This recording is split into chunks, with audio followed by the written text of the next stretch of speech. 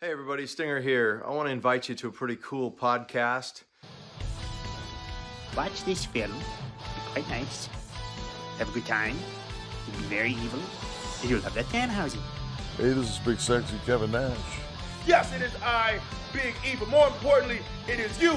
And you might remember me from such YouTube greats as Being the Elite and Chris Daniels Almost Dies. And if you're looking for the very best wrestling content, you better come to Good Mic Work Commentary. And I'm just going to tell you now, as a role model, you got to tune into this because if you also want to be a role model, you got to learn from the best. We have a rapport, and we have been so close over so many years. This is not a cameo or a paid endorsement in any regard. This is a message of friendship.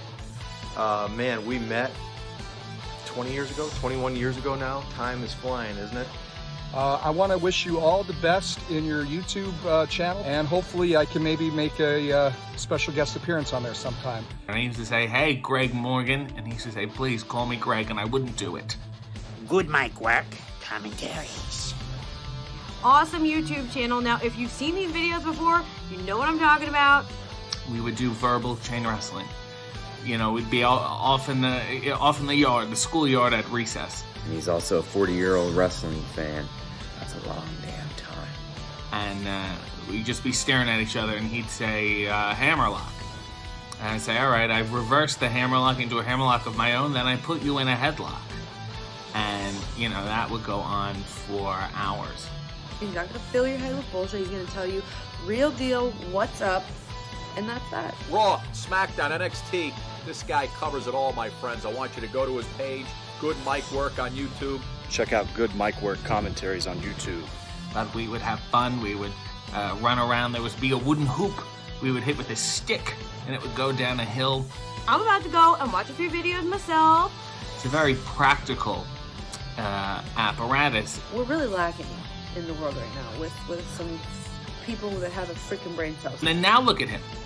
He has more YouTube views and subscribers than I do, and I'm fine with it because I played such an integral role in his upbringing. Don't you dare be sour. We always talked about wrestling. He was a big Luthez guy, and of course I had an affectation for the Hackenschmidts. Clap for Good Mic Work Commentaries. This is RJ City, a wrestling rock on tour. And feel the power. Listen to the podcast. Subscribe. You are watching Good Mic Work Commentaries. Good Mic Work Commentaries. Good Mic Work Commentaries. Good mic work commentaries. Just want to encourage all you guys to check out Good Mic Work Commentaries. And if you don't, we're going to have a problem. Do it! Do it. Do it now! Thanks a lot for the encomium and the nice words about my father's Hall of Fame induction. Hope our paths cross again sometime down the road. Would love to shake your hand again, and good luck on this podcast. And you don't just watch it one time. You can rewatch every single one of them.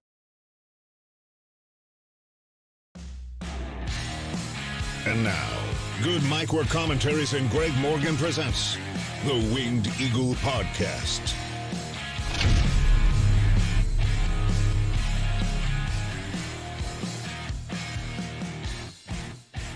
Happy Saturday. WrestleMania 38 is only 1 week away. Welcome to your Winged Eagle podcast for March 26th, 2022, the 21-year anniversary of WCW going out of business.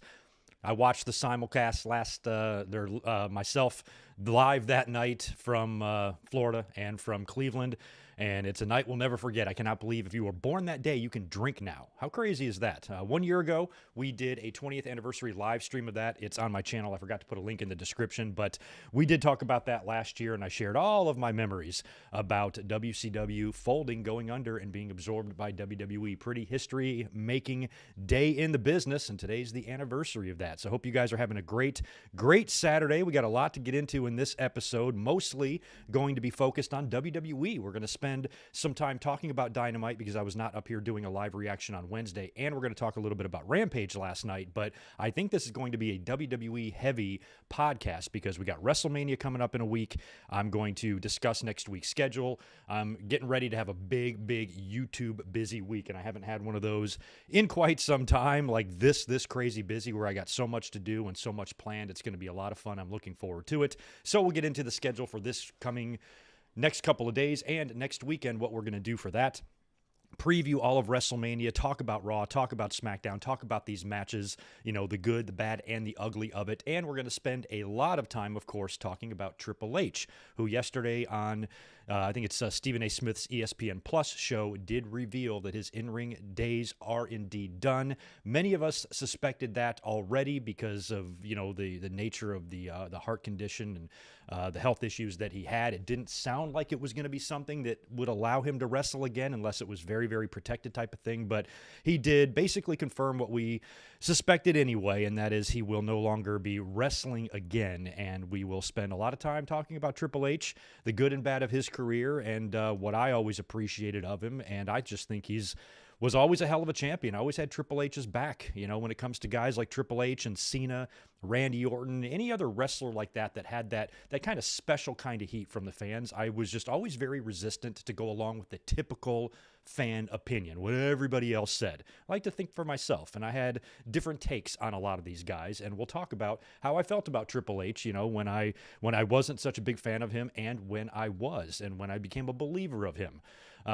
And believer in him, and when I knew he was going to be a bona fide star. So we will kind of look back on the career of Triple H a little bit and pay tribute to him, but he is still involved in WWE, working in the office, and still will have a big hand in what they do from a talent perspective, recruiting perspective, still involved a little bit with NXT, that sort of thing. So Triple H is not gone from the wrestling business, but our days of seeing him in the ring are, and that's kind of sad. So we'll talk a little bit about Triple H, or a lot about Triple H, I should say. We're also going to talk about Shad Gaspard. He's going to be receiving the Warrior Award this year at the Hall of Fame. This sweetens the pot a little bit because up until that announcement, I have been real just pessimistic about the Hall of Fame. I haven't had a good attitude about it. I think we only have 3 inductees, now 4 if you include Shad. So I'm not sure what to expect. I'm expecting the worst, hoping for the best type of thing, to where when we get to Friday and actually see the Hall of Fame, I'm so convinced it's going to suck. Maybe it will impress me, but Shad receiving the Warrior Award this year is absolutely the right thing to do. Should have been done last year, and we'll discuss a little bit more on that and what WWE should maybe do with the future of that Warrior Award, if you know what I mean. Everybody was saying it yesterday on Twitter. We're going to talk a little bit about Lita on Broken Skull Sessions. WWE Evil documentary series has launched on Peacock. 8 episodes of that up. I've only watched 1 so far, but I'll talk about that. Like I said, I was also not here this past Wednesday to watch Dynamite, but we will do a quick recap. We're not going to spend a ton of time on it, but we will quickly recap what I missed on Wednesday and talk about some of the ratings there. Also, briefly run through last night's Rampage results as well. And then we will follow it up with some Raw news for this week. Seth Rollins tweeted out something very interesting earlier today that should be revealed to us maybe on Monday, or at least what they now finally have planned for Seth Rollins at WrestleMania. I have a feeling it might be a mystery opponent type of situation. We'll have to wait and see. So we'll talk a little bit about that, and then we'll discuss last night's SmackDown, which I don't think was really that great of a show. Brock Lesnar, of course, was extremely entertaining. Ronda Rousey was extremely boring. WWE took a big, fat, steaming shit on the Intercontinental title. They've announced the Andre Battle Royal for next week. Not really much going on last night on SmackDown either. So, again, we're not going to spend a ton of time on that. Just going to roll through the results, and, of course, we'll take a look at what the current updated WrestleMania card is as of now. And a couple of days ago, we were expecting IC and US title matches to be added to these things, or to one of these nights, or both of these nights. Doesn't look like either one's going to happen now, and that's fucking disappointing when you have a 2-night show that's going to be, 4 hours each? You can't find a place to make your US or Intercontinental titles. 2 belts that are on extremely talented individuals, by the way. You can't find a reason or a way to make these things any more important than they are. I just can't believe how hard this shit seems to be for a team of writers and a team of wrestling minds, Bruce and Vince and Michael Hayes and all these guys that have been around the business for so long. They don't give 2 fucks about those titles, and it's getting old. You know what I mean? So Aside from that, we'll also get into Ryback's latest embarrassment, and Bret Hart is at it again. Speaking of big steaming shits, taking one on Goldberg every chance he gets, which I find funny, and maybe a few other tidbits. We'll talk ratings. I'll see if you guys have any questions in the chat you want to discuss, and things like that. So an overall kind of just shooting the shit discussion about a lot of different topics today. That's what we're going to get into. But before we do that, I'm going to say hi to everybody here in the chat. I want to shout out the patrons, and I want to let you guys know what to expect from me this week. Whole bunch of shit going on. I should also make sure I can be heard. Yeah, we look good there. Good to see everybody who was here so far. Do me a favor, smash that thumbs up button for me, and please subscribe because I got videos coming out the ass this week leading up to WrestleMania, streams, watch-alongs, Patreon-sponsored reviews, and then a whole bunch of stuff, of course, next weekend for WrestleMania. So it is great to see JR Falls, Sam, Lil J, or J Lil, excuse me. We've got Population 420 in the house, Ian, Trey, Ben, Big J, Deshaun, David Brown, COVID-free, happy to hear that. And yes, today is the 21st anniversary of WCW folding. Good to see Alex and Chaz and Russell and Jet the Hawk, Max, Charles, WWE fan, Shell Shock. Let me see, Andy and Kevin is here as well. Good to see him, man. And Ronnie is in the house. Divine Ricks, right. All my friends are here. Michael Kumo. I'm glad you're here, Michael, because I was looking at the Patreon stuff yesterday. You are the all-time leader in lifetime donations to the channel. Thank you very much, Michael. Nobody has given more than you. You are incredible. Billy Kidman is here, the real one, I'm sure. Transferring Heat might have gotten you already. I probably mentioned names twice. I'm sorry about that. Martin Tomlinson, good to see you, buddy. I'm glad you are here as well. Rarely Even is in the house. Probably a whole bunch of others. We got to get into business, though. I want to thank all the current subscribers on Patreon as well. New subscriber Chris Broski in the house. Thank you very much for your patronage. MJ Parker, Divine Ricks, JJ Legg, Darren Piper, Nikita Abalakin, Chris Miner, Super Fluffy Toaster, Deshaun Robinson, J Smooth 99, Martin Can, Apron Bump Podcast, Alan Carter, Nick Musser, Jimmy Anderson, K-Dogs Kennel, who's in the chat, Ryan Y, Devlin Husband, John Redifer, Claudio Cladavedetcher, Reese Jones. Reese Jones has got a video coming out sponsored by him. It's going to be Thursday, and it's going to be awesome. I'll tell you about that in just a minute. Barry MK as well, Josiah Blevins, John Riffle, like I said, Michael Kumo a minute ago, Naveed, Keith Salyers, and Blake Moran. As always, dudes, thank you very much for all your support over on the Patreon page. If you would like to support the channel, link is in the description below. You can head on over there and, donate a couple $1,000 a month, whatever you feel comfortable with doing. We would appreciate it here on the channel. Oh, Baron Corbin is here too. So we've got Billy Kidman and Baron Corbin here. That's awesome. Jamie Edwards, welcome as well. So in terms of WrestleMania week, here's what we got going on. First of all, a really fun watch-along tomorrow night. This one is also sponsored by our friend K-Dogs Kennel. Last week during the watch-along, chimed in with a very generous super chat, mentioned WrestleMania 7, and I'm like, you know what? Done. We're going to do WrestleMania 7 this coming Sunday, so the link is already up on my channel. It's also in the description below, so go down there, click on it, save it for tomorrow. We'll be up here at 5 p.m.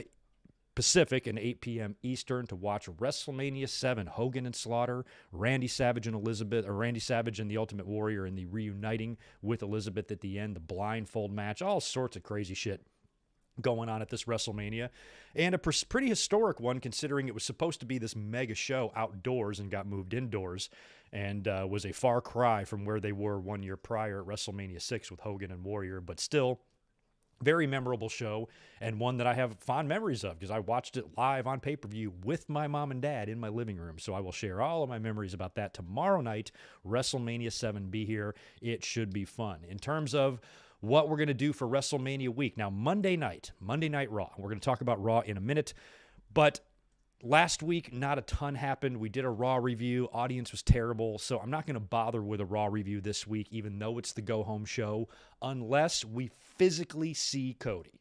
If Cody comes out and enters the ring and isn't on Raw in any shape or fashion, I will be up here Monday night to do a Raw review. If we don't see him and it's just a final little tie-up of all the WrestleMania angles, we know Roman and Brock are going to be on the show, and they just kind of do the typical normal go-home stuff, we won't bother with it. But if Cody does in fact show up, we'll be up here for a Raw review on Monday. If not, I'm going to skip it and work on some other stuff. Also, I am not going to be doing a watch-along for Dynamite on Wednesday because I want to make myself available for every night of WrestleMania weekend. So I'm going to go ahead and work Wednesday night in order for me to be off on Friday. So all of the WrestleMania fun is going to begin this coming Thursday. I'm going to release a long podcast courtesy of Reese Jones' Patreon-sponsored review on WrestleMania matches where the wrong guy won or the wrong person or persons won. So we're going to go through every WrestleMania, and we're going to look at the matches where the outcomes should have been different. And there's a lot of big ones that a lot of people are going to expect to be talked about, specifically stuff like Triple H and Booker T and matches like that. So we're going to get into all that on Thursday. It's a really fun topic, and I was able to come up with a lot of matches that, I hadn't really thought of before. I'm like, yeah, it should have gone this way. So just a fun, WrestleMania discussion. It's all, just a completely opinion, so you guys can share if you agree or disagree or what other matches you might add to the list. But that is not going to be a live stream. That's going to be an actual released, uploaded review, so you guys can have at it in the comments, and that will be up on Thursday. Then on Friday, following SmackDown and following the Hall of Fame, I know it's going to be late if you live on the East Coast, but we will be up here to do a SmackDown review and talk about the Hall of Fame Friday night. So I guess after SmackDown, the Hall of Fame is going to air on Peacock. Do I have that right? About 30 minutes after SmackDown. So that'll only be 7:30 for me here on the West Coast, so I'll still be able to come up here at a decent time. So Friday night, we will, in fact, be here for SmackDown and the Hall of Fame. Then on Saturday, the plan is to do a review after night one. I'm still kind of toying with the idea of doing a live reaction for night one, because last year the way we did it is I live reacted to night one, and then on night two, we did a review of both nights. Reviewed night two because we just saw it, and then I backtracked and reviewed a little bit of night one as well. I might still reserve the right to change and do that. I'm just not sure yet with my schedule. My plan, though, is just to be up here after both nights of WrestleMania. So Saturday night, we'll be up here to talk about night one and to talk about Stand and Deliver, which for me airs at like 10 o'clock in the morning on Saturday. So I'll do my best to kind of watch what happens there, but I pay very little attention to NXT these days. So I want to at least be able to talk about it and see if Braun Breaker does, in fact, win the title from Dolph Ziggler. So we'll be talking about that on Saturday night. And then, of course, Sunday night, night two of WrestleMania, we will be back up here again after the show to basically give a full overall review of both nights of WrestleMania, give it our grades, if it was good, bad, what we saw, who walks out as champion, did Cody show up, what did he do, what did Austin do. We're going to talk about all of that on Sunday night after night two. And then 1 week from this Monday, the post-WrestleMania Raw, I am going to be up here for a review because we're hoping the post-WrestleMania Raw is going to be good. In recent years, it's been a big pile of shit, but maybe we can get a good one this year. So we will be up here for that as well. So basically, it'll be Thursday, Friday, Saturday, Sunday, and Monday. You're going to get videos from me. Just remember that Thursday one will not be a live stream. It will be an actual uploaded review. So that's what's going on for WrestleMania week. Write all that down if you're scoring at home. And like I said, just subscribe to the channel so you can stay updated. Also on Twitter, follow me over there at Good Mic Work because I'm always announcing video stuff over there. So that does it for the pleasantries. Let me knock out a super chat or two that's hanging out over here. Spaz Phoenix chimed in with $10 earlier before we went live, just saying hi, that he couldn't be here, and wished us to have a great podcast. So shout out to him. Also, Luigi DeRaw Gaming, appreciate the $10 from you. WWE could swerve us at Mania and have Gable Steveson beat Seth and not Cody. That's true. Now, Gable Steveson was mentioned yesterday by Triple H as well in that interview with Stephen A. Smith. It does look like he's ready to debut, although for him, I'd almost prefer Gable Steveson on Raw, like the Mania after Raw. That's where Brock debuted. Didn't he debut? That's probably 20 years ago now. When was WrestleMania? That was probably just a little bit over 20 years ago Brock debuted, because didn't he debut the night after WrestleMania 18, right? So I would do the same thing with Steveson. I would debut him the same way because he's somebody that we haven't seen yet. Cody will generate a much larger reaction from a WrestleMania audience than Gable Steveson will, because nobody really knows who he is yet. I think WWE's got high hopes for him, and he's probably going to be really good. It's still yet to be seen if he's going to be Brock Lesnar or Kurt Angle good, but I'm sure they're hoping he will. But I think Cody will be the best guy for WrestleMania because everybody in that audience is going to know who he is, and that won't be the case with old Gable. But we will see. WWE could definitely swerve us, especially now that we know Cody's coming in. We know we're going to see him. So WWE's probably going to try their best to really tease us all the way up until the end. Remember, 2014 when everybody was clamoring for Daniel Bryan, and WWE had an image, and they had a vision for WrestleMania 30, and they knew what they were going to do, and the fans were like, and they were demanding Daniel Bryan to where WWE had no choice but to cave in. But even up until the very end, I mean, look at what they did at WrestleMania 30. They did everything in the world to make you think that they still weren't going to put Daniel Bryan over, even when he beat Triple H and they fucked him up after the match and they carted him off. And then in the main event, he gets wiped out and he still comes back to win. So I think they'll kind of do something similar with Cody, is that, they'll try to surprise us as best they can, and I appreciate that. So wherever he turns up, I'm just ready to see him at this point. It should be fun. Greg, did you see the report that Vince wants Cody to be presented exactly the way he was in AEW, so it feels like a true defection? No, I don't know who reported that or where that word came from, and who to trust on that one, but I did not see that report. But that might be what they're trying to do. I mean, this is a big get for WWE when it comes to, the rivalry, the competition between AEW and WWE. Guys jumping ship is going to be a big deal. AEW scored a lot of wins, coaxing away Bryan Danielson from WWE, the guy that main evented the last WrestleMania we had. Also CM Punk coming back to the business and going somewhere else other than WWE. So there's been a lot of guys attracted to AEW. Now that we've got one going the other way, it makes it really interesting. And given the status that Cody had in that company, that's a huge get. And you got to remember too, is that I don't think Cody has any malice for AEW, but this is a guy that's got a lot of intimate internal knowledge of AEW as well. I wouldn't compare this exactly to like Vince Russo jumping to WCW in '99, even though that was a concern as well, that Russo and Ferrara basically knew, the entire system of WWE internally, and they're now taking that over to WCW. And you saw some of those WWE-like changes almost immediately over there. So Cody doesn't have, probably that much because AEW is not that old, but he's still somebody that kind of understands their philosophy and how they think, and he could, offer some help to WWE in terms of how to compete with them. I don't know. It's just something to think about. It's a big get regardless, either way, for WWE, for them to lure one of their EVPs away less than 3 years into that company's existence. It's nothing to shake a stick at, that's for sure. Kind of a big deal. WWE needs to bring in Raquel and Walter, or Gunther, to the main roster because they need bodies on Raw. They do. I'd be cool with both of them coming in. Walter's gotten himself in great shape. Raquel's a beast, and it's time for people like that, I think, to start making their way to the main roster. I fear for anybody, though, who jumps from NXT to the main roster because we know generally how that's going to turn out. But if you had one of these, or both, or anybody for that matter, debut on like the Raw after Mania, at least that would appear to be a bigger impact and a bigger splash. But, in the end, still might not mean much. We'll see what happens. We need to get into the news. It's 23 past the hour, and I'm still flapping my lips. So, news first. This is going to be the menu. We're going to get into the news, talk about Triple H. We're going to talk a little bit about Ryback, Bret Hart, talk about Shad Gaspard. I've watched half of Lita on Broken Skull Sessions. I'll talk about what I've seen so far.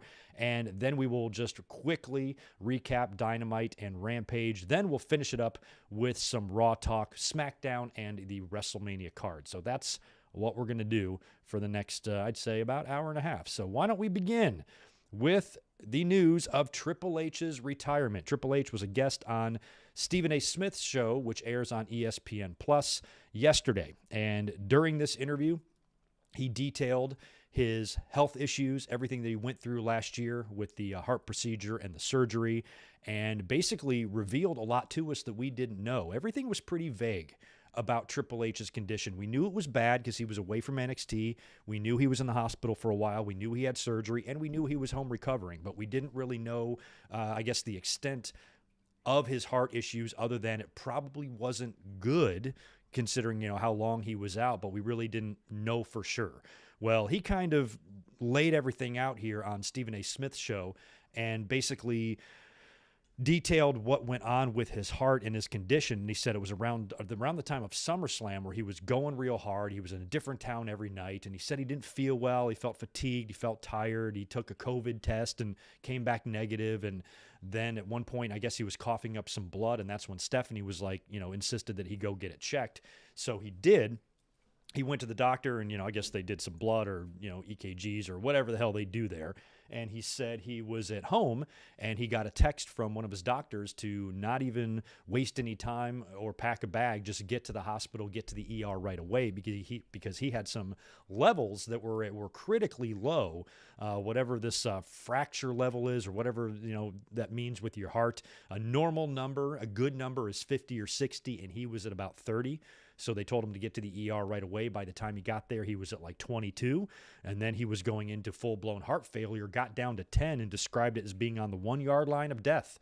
He even called the condition that he had the Widowmaker. That's what the doctors called it. He was very, very close to literally dying, and that's when he went in for the surgery. And it was around this point where he got really choked up talking about it, because he was discussing his daughters. He's got 3 teenage daughters, and knowing that he's going to go in for surgery and knowing it's possible he might not wake up was really, really scary, and it kind of put everything in perspective for him. Excuse me.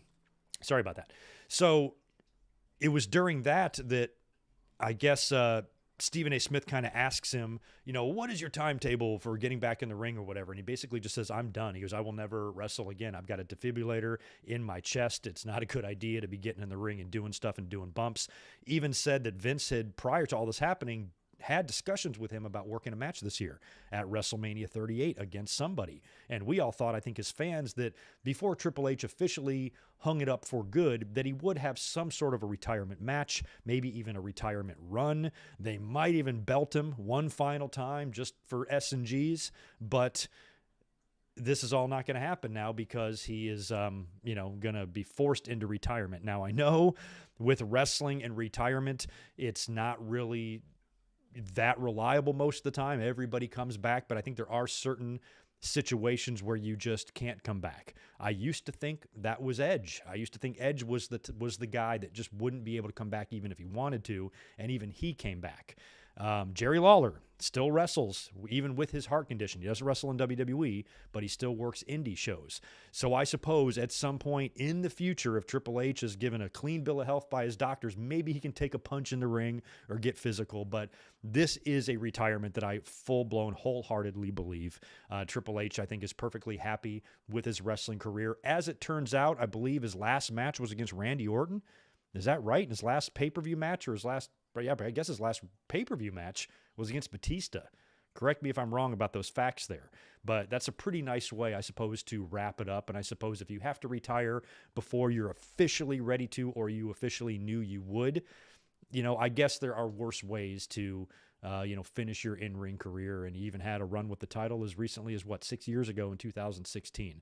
So it's a shame that we didn't get to have a send-off, to get a pedigree and a victory with Shawn Michaels and maybe some of the Clique members coming out and, doing a send-off or a farewell with Triple H. It is a shame that we didn't get that, but I think it's more important that we have a live and well Triple H instead of a dead one. And I'm glad that, he's at least gotten this situation under control. This is a hereditary heart condition that he laid out. He said that his grandfather and a lot of relatives have died young from heart conditions. So this is something that does run in his family, and something that's probably going to have to be monitored for the rest of his life, because he said he had 99% blockage in his heart. I mean, all sorts of horrible things going on with his heart, the fluid in his lungs, the fluid around his heart. It was gnarly. So he had a really, really close call there. So, in the grand scheme of things, him being done with his in-ring career, is really quite minor. He's still here. He's still alive. He still has his family, and he still is a very big part of WWE. We won't be able to see him in the ring anymore, but,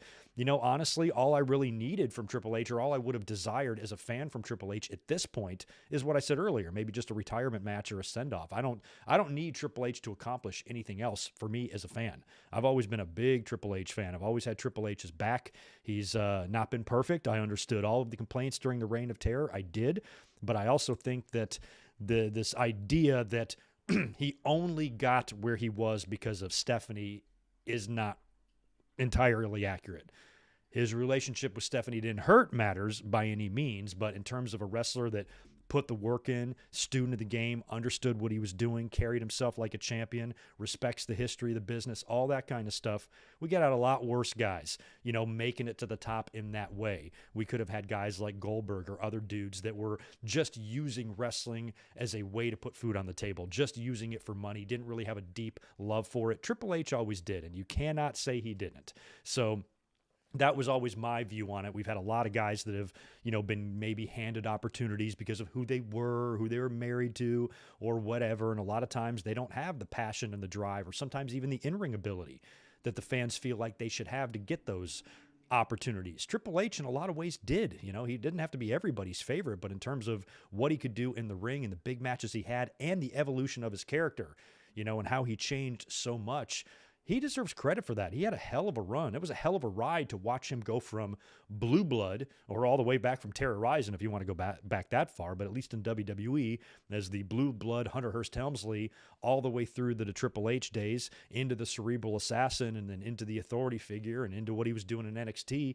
It's, quite a ride, quite a career that he had. So I've always had my own appreciation for Triple H, and I've always tried to be that way with, a lot of wrestlers. And he was one that had, a crazy amount of heat. And that started, Triple H is an interesting case because he had the respect of the fans, even up until when he was with Stephanie for a while there. Everybody was, even when he was a heel, he was starting to turn babyface a little bit before the quad tear in 2001.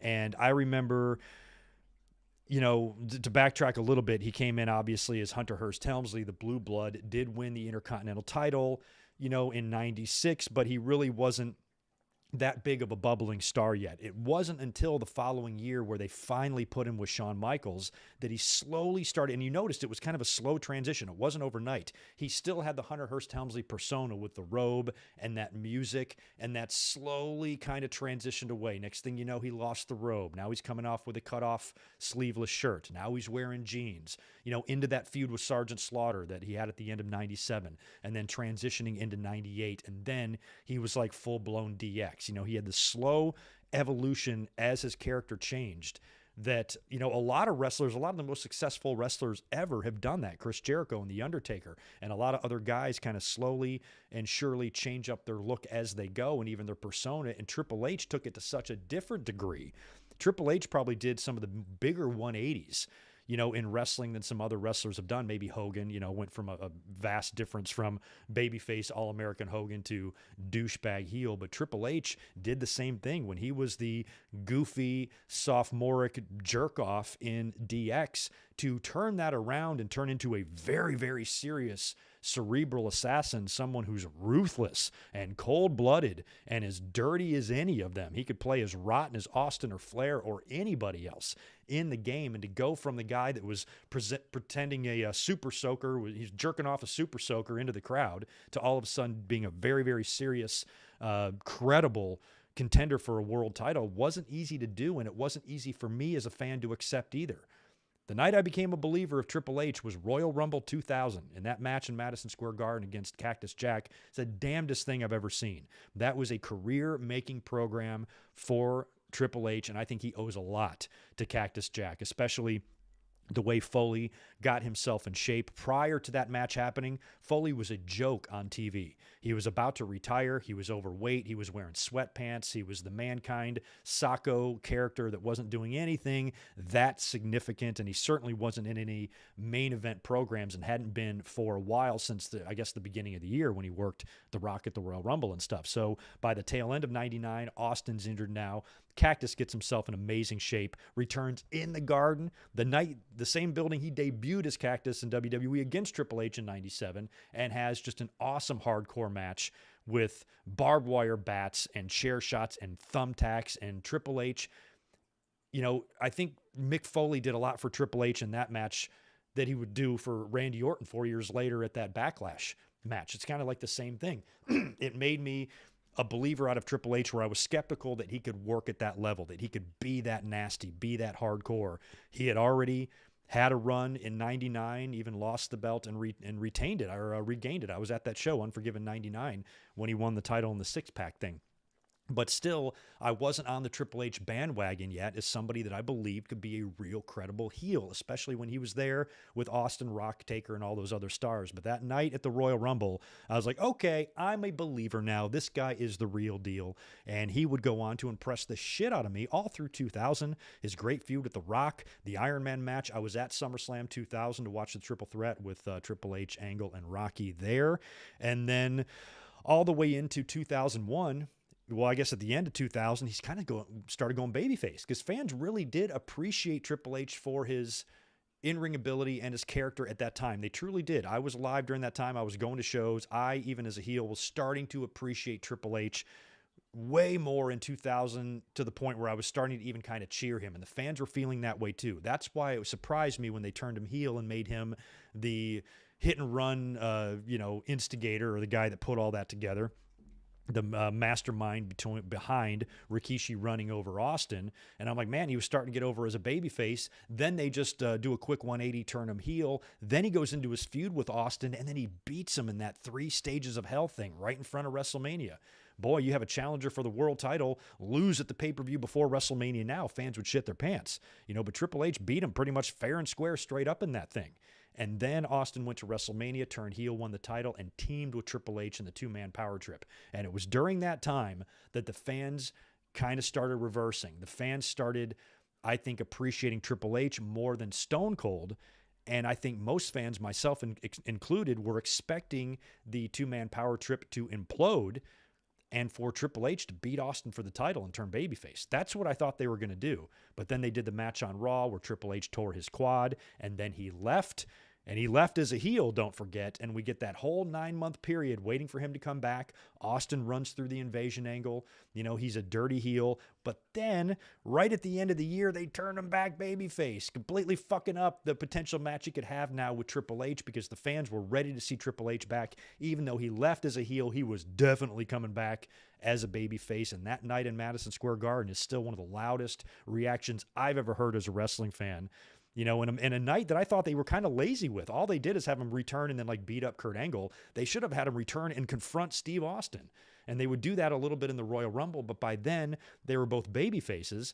And I think if things were different, you could have booked that match as your main event for WrestleMania 18 instead of Triple H and Jericho. But the point is that the fans were really happy to see Triple H back.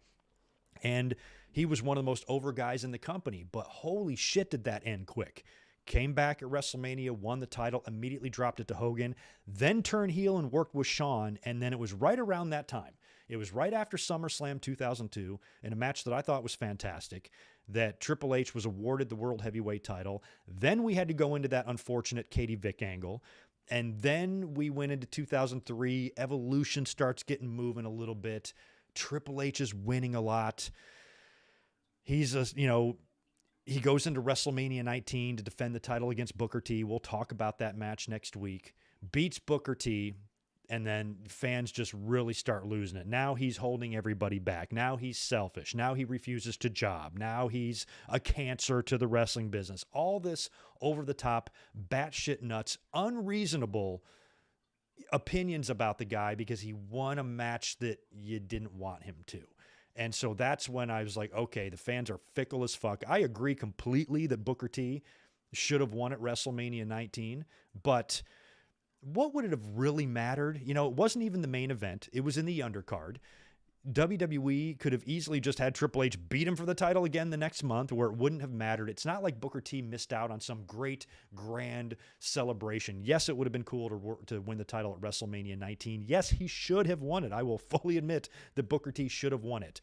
But I don't think it was something that cost Booker T his potential or his career. He went on to wrestle for many, many more years, multiple companies, won multiple world titles. He's still involved in wrestling today. Booker T is just fine. And it wouldn't have even mattered if they did put the belt on Booker T that night, because I don't trust WWE to really give him much of a run. They were always very spiteful and very hesitant to push and put over WCW guys. And Goldberg was about to come in, and I think Triple H was, maybe he did use some of his political bullshit to get a win in that match. It's very possible. I didn't really love the build to it either, the whole "you people" promo and shit like that. None of that was good. So I'll fully admit that was crap. And if it was me booking it, I totally would have put Booker T over.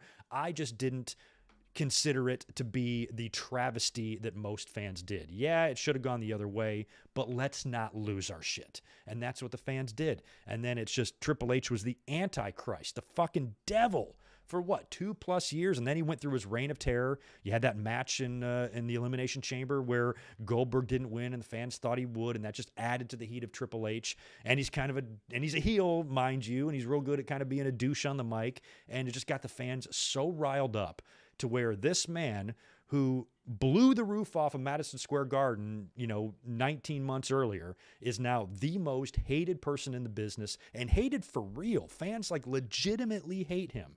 And then good old John Cena comes around. And by the time we get to 2006, WrestleMania 22 was the funniest thing. I sat there and laughed my ass off, WrestleMania 22, the night of Mania 22, and we get to that main event.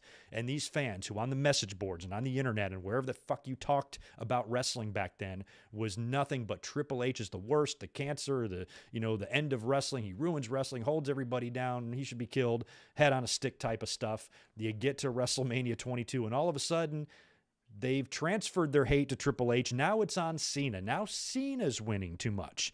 So now it's the lesser of two evils. He goes into Chicago, and now for some reason, the entire audience is going crazy for Triple H and booing the shit out of John Cena.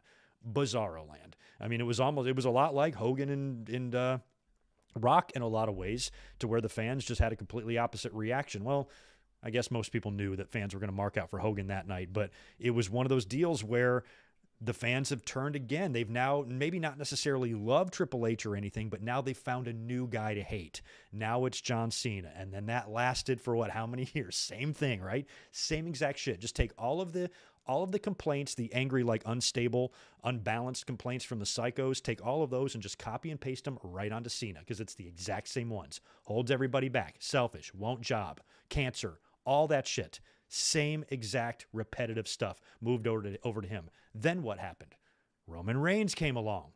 All the Triple H complaints that you copy and pasted to Cena, copy them again, paste them onto Roman. Same shit. And we'll have another guy. It'll happen. It's probably already happening now. But there's going to be another guy that the fans are going to do that to, and it simply transfers from one person to the other. So because of that behavior, that typical behavior of the wrestling audience, I refuse to think that way. So I will come up with my own appreciations for wrestlers, and that's why I always had the back of guys like Triple H and John Cena. I mean, I took a whole lot of flack for years on this podcast merely for suggesting that John Cena is not Hitler. That, got me some serious heat just for me saying, hey, I understand the complaints, but can we at least think about this logically for a second? This is wrestling Twitter, Greg. We ain't thinking about anything logically around here. So when it comes to that stuff, when I look at Triple H's career, there were plenty of things that I think that there are plenty of times where I think maybe he should have lost. Maybe there was a time or two where, sometimes I wonder why Triple H is doing what he's doing. Sure, but that's the case with a lot of wrestlers. That's the case with a lot of guys. You can say that about Bret. You can certainly say that about Shawn. You can say that about Austin. There's a lot of guys who have used political stuff to advance their careers. I mean, Austin took his ball and went home, and we forgave him. When did Triple H take his ball and go home? When did Triple H take his ball and leave and get pissed or whatever, or flat out refuse to do a job? When did Triple H say, that doesn't work for me, brother? I think there's plenty of guys in the wrestling business who are actually worse than Triple H when it comes to politics, because, Triple H doesn't just come off that way. He just doesn't come off as somebody who's going to do everything he can to hold the other guy down. And that became apparent later in his career with the work that he did in NXT. He seems to be so hands-on with those kids. The men and women there love him. All the pictures he takes and the motivation he gives them. And that's why it's so sad to see what WWE has done to NXT, because the dude worked so hard, to build the next generation, to go out there and recruit and bring in the independents that were already well known, that the fans wanted to see in WWE. He knew where to go get those pieces of talent. He mended fences with Bruno Sammartino and the Ultimate Warrior for Vince McMahon so they could put him into the Hall of Fame. He's been a great asset after his in-ring career as well. He has a lot to offer. Without Triple H, we might not have gotten that great few years of NXT Black and Gold. There's a lot of people in the Hall of Fame we might not be seeing there right now. And I think he was, maybe even somewhat of a voice of reason to be around Vince McMahon for a few years there. And it seems like things are changing now with Nick Khan and a clear, change in philosophy in the company. We're all expecting them to probably sell in the next few years. And things are going to be much, much different. And Triple H is not going to be the successor to Vince McMahon like we thought he was. But, he's still... I still am hoping that he can continue to contribute, because everything that he's given since being an executive in the company has been pretty good. So, like I said, I've got his back. I've always had Triple H's back. Probably the Reign of Terror wasn't the greatest thing in the world for us wrestling fans to go through, and might be a little bit of a black eye in Triple H's career. But aside from that, I thought he was a very interesting character who was entertaining as a babyface, especially as the DX babyface, and also became a very believable, credible heel. He was able to play both roles equally well. I thought he was good in the ring. I thought he did involve his style every now and then, where he could wrestle and he could also, tell a story. He understands ring psychology, but he could get hardcore and nuts too with the thumbtacks and chairs and barbed wire. So he was a guy that was, extremely well-rounded. He wasn't going to be doing top rope moonsaults, and he wasn't over-the-top athletic or anything like that, but he was, every bit as athletic as, a lot of guys on top have ever been. So I think maybe Triple H would have been perfect. I think Triple H would have been a great wrestler in like the 80s, maybe even the 70s. I think he would have stood out, as somebody that would, was maybe a little more physically impressive than others because of the ring style. But, even for the time that he was on top, I really never had any issue with him. He was a guy that was able to succeed while being around a lot of major names, the biggest names in the business, and he's been in there with the best. And it's not like he's never done jobs. That's what I said about earlier with the fans, just thinking he's the worst thing in the world in wrestling, and he never puts guys over and yada, yada, yada. But shit, man, he would put guys over all the time, put the Ultimate Warrior over in 5 seconds, and then he would, he jobbed to Batista, he tapped out to Benoit at WrestleMania 20, and then got beat by Batista clean in the main event of WrestleMania 21, and got beat by John Cena clean in the main event of WrestleMania 22. That's 3 WrestleMania main events in a row that he got beat. Now, granted, he still was in the main events and getting those main event paydays, but he was losing. And hell, after WrestleMania 21, didn't he go on to put Batista over 3 times in a row? Like back-to-back pay-per-views in order to get this guy over. He's trying to keep the business moving, by giving a guy a launch, giving a rub, having him beat me 3 times to basically solidify him as a main event player. So Triple H is not all bad. Triple H has contributed plenty of good to the wrestling business. And when it comes to stuff like that, all I ever, asked of the fans whenever we're having a discussion like this on the channel or on the podcast is that just be fair. Don't let your emotions overtake critical thinking, which is what all wrestling fans do. They see a guy that wins a match that they didn't want him to win, and next thing you know, they are dead to them. There's no coming back from it. They should have won him. So fans, kids, they're children. They just don't know how to fucking act. So just have some respect, is all I ask out of fans, and it's okay. You can totally have it both. You don't have to be on one side. You don't have to die on these hills. You can acknowledge somebody's faults and acknowledge their, the positive that they contributed as well. It's not that hard to do. So Triple H's in-ring career is done. When you look back on his career, I think he had a hell of a run, especially in WWE. Very interesting career trajectory that he went on, and I'm sure when he signed there in 1995 and came in as Hunter Hearst Helmsley, he would have never in a million years thought that 6 years later he would be, in a relationship with the boss's daughter and on top of the wrestling world, and in a time when wrestling was at its hottest. And that's another thing you got to remember. When Triple H was at was champion, wrestling was doing the best ratings it had ever done. He was succeeding during that time. So he was, a real big star, especially in the WWE, and he's going to go down as one of their best. And he has, like I said, he deserves a lot of respect, I think, for his career, but he also owes a lot to the people that put him over, like I said earlier, that I'm not sure if I would be as big of a Triple H believer or fan as I was without that Royal Rumble 2000 match. So, Triple H owes a lot to Foley, for really getting him over that hump and making him a real player with the smart fans or the fans like us that, overanalyze everything. It took something like that for me to accept him in as the character that he was trying to be all throughout 1999. So he owes a lot to the people he worked with, but also deserves credit himself. So anyway, that's my thoughts on Triple H's in-ring career. I thought he had a great one, and I've always been a Triple H fan. Don't know where he ranks all time for me. I don't have him in my top 10, but he's still up there. I like and respect Triple H a lot. I've seen some pretty interesting Triple H moments live. I put that on Twitter yesterday. I saw the the mini Bret Hart, the little Bret Hart they had right after Survivor Series on Raw in 1997. Also when they invaded Nitro, when DX drove the Jeep down to Norfolk at the Scope and messed with WCW. I was at Raw that night and was watching all that shit unfold on the Titantron. Also saw him turn heel and join the corporation. That was the beginning of the Cerebral Assassin gimmick. That all happened at WrestleMania 15, and I saw him win the title at Unforgiven in 99 in that six-pack challenge. So I was thinking about it the other day, and I was like, I've seen a lot of Triple H matches, but those are probably the biggest moments, at least TV moments, I've seen live. I've seen him work a ton in house shows and all that stuff, but those were probably the biggest moments that at least I've witnessed from Triple H with my own eyes. So anyway, thank you, Triple H. Thank you, the game, for a hell of a career. Hey, I always liked you. And best of luck, man. Best of luck to Triple H and his family and his girls and Stephanie and all of them. Like I said, I think a lot of fans have a lot of sympathy right now for Triple H due to what we've seen happen to NXT. And a lot of that, too, could have been done because of Triple H's health condition. He had to step away for a little while, which allowed Bruce and Vince to completely dismantle everything that made NXT special. Such a shame. Speaking of shames, let's talk about Ryback. Who out there is blocked by Ryback? Show of hands? Me? Looks like Ryback has blocked every wrestling fan ever.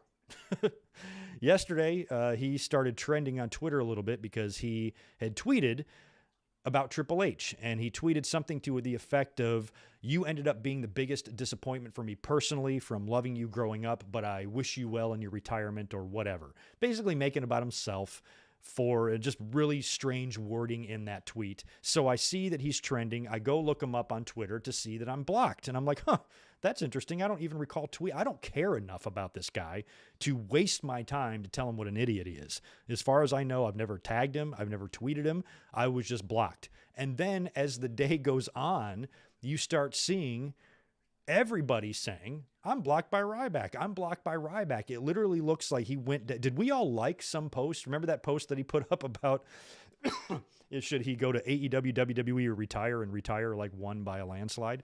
Maybe he just went through everybody who liked that post and blocked us all. But he blocked everybody in the community, every podcaster, anybody with any sort of a following on Twitter, and even just everyday fans. He's blocking all of us. So if you're not blocked by Ryback, I just guess you just ain't cool. Go out there and get yourself blocked so you can join the club. It's a great club. We meet every Tuesdays at 5 p.m.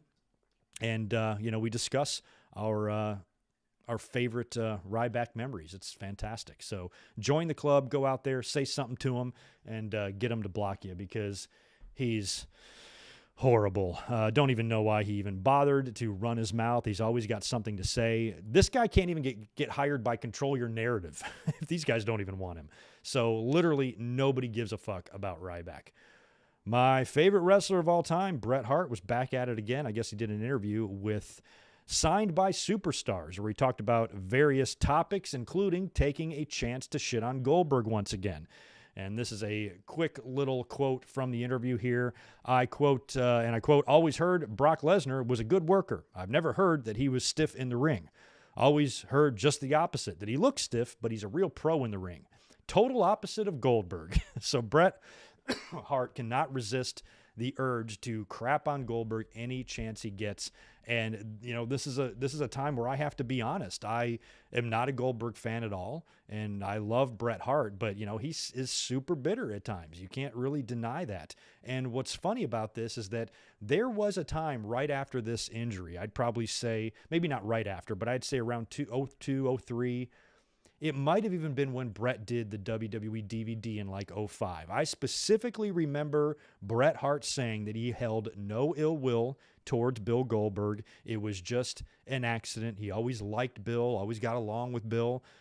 And then that really changed as the years went on. Bret became more bitter. Maybe he started thinking about the amount of money that Goldberg cost him, just because Bret did say that Goldberg cost him $16 million in about 2 seconds with that kick, and he goes to Saudi Arabia and wrestles for 10 minutes and makes $3 million and doesn't send Bret any money. It was kind of weird to hear him say all of that. So Bret seems like he's got some real issues with Goldberg. Bret used to have these same type of feelings with Triple H. He used to always take a shit on Triple H anytime, any chance he got, because he really holds a lot of animosity towards Hunter for the screw job, and I think even kind of blames him a little bit for kind of coming up with the idea. Now it seems like Goldberg is on his hit list, and every chance he gets, he's got something horrible to say about Goldberg. As much as I don't like Goldberg, I think Bret's kind of got to let this go. I really want him to have peace and be happy, and he, despite everything, despite the, you know, what a tragedy I think it was that his career ended as early as it did, and just like Triple H and some other guys,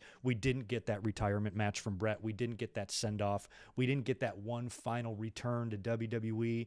Imagine if he didn't get that, you know, concussion and then the stroke. You know, maybe something could have been worked out where he could have came back. I don't know, but we will never know because of, you know, the injury and him being forced into retirement. So Bret is still bitter about it. I don't like it very much myself, but it's reality. It is what it is. It's wrestling. You know, accidents happen all the time. It's unfortunate what happened to Bret, but it's been 20 years now, and I think it's time to, it's been over 20 years, it's been 22 years now, and I think it's time to let it go as much as I love Bret Hart.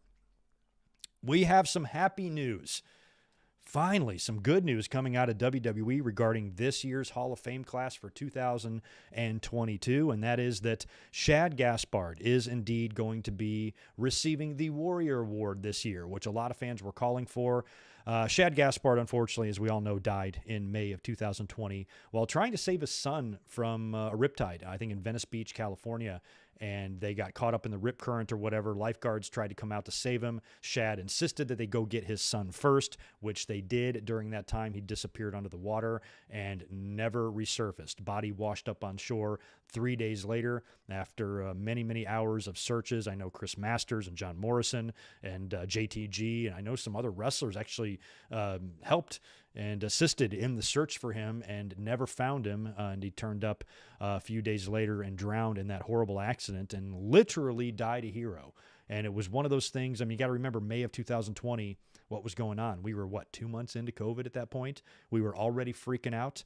You know, 2020 was a terrible year. You know, we started off with, you know, the Kobe Bryant death. Then we've got this global pandemic. We're all in lockdown, doing nothing, can't leave. And then we hear this story, just a horrible story, horrible tragedy about just a father swimming with his son and then just dies like that in an instant. And it was gut-wrenching, gutted all of us to hear that because he's such a well-liked guy. You know, everybody had great things to say about Shad, and the outpouring of love after that, all the heartbreak and the sorrow and the tears that was, you know, flowing through social media and throughout the wrestling world was one of the saddest things in recent history in terms of, you know, unfortunate wrestling deaths that we've had to deal with. We've all dealt with the, you know, early heart attacks due to drug and steroid use. We've dealt with the drug overdoses.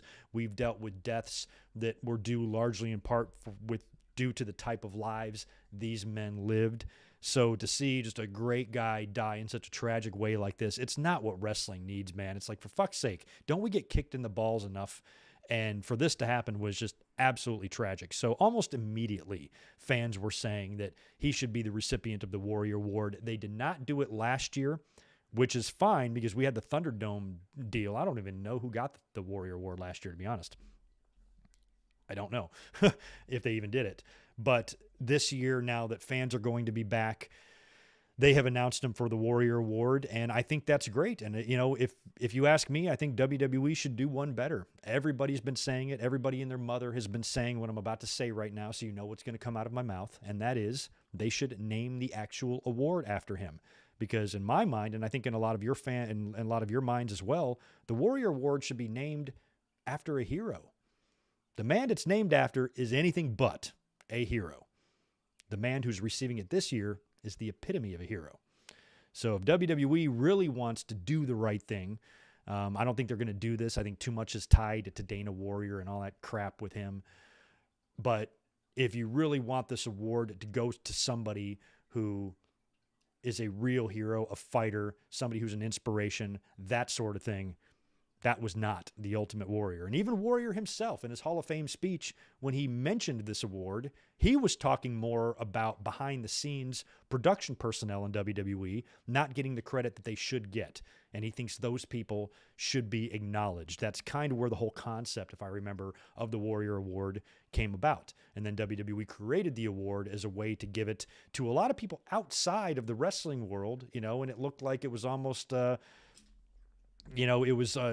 basically just kind of exploitation in a way, sort of, even though they've had some good ones. They've had some Warrior Awards that have been super heartwarming, but at the same time, it's like, I like the idea of it staying in the wrestling world. And there's no one better to name this thing after than a man that literally died a hero.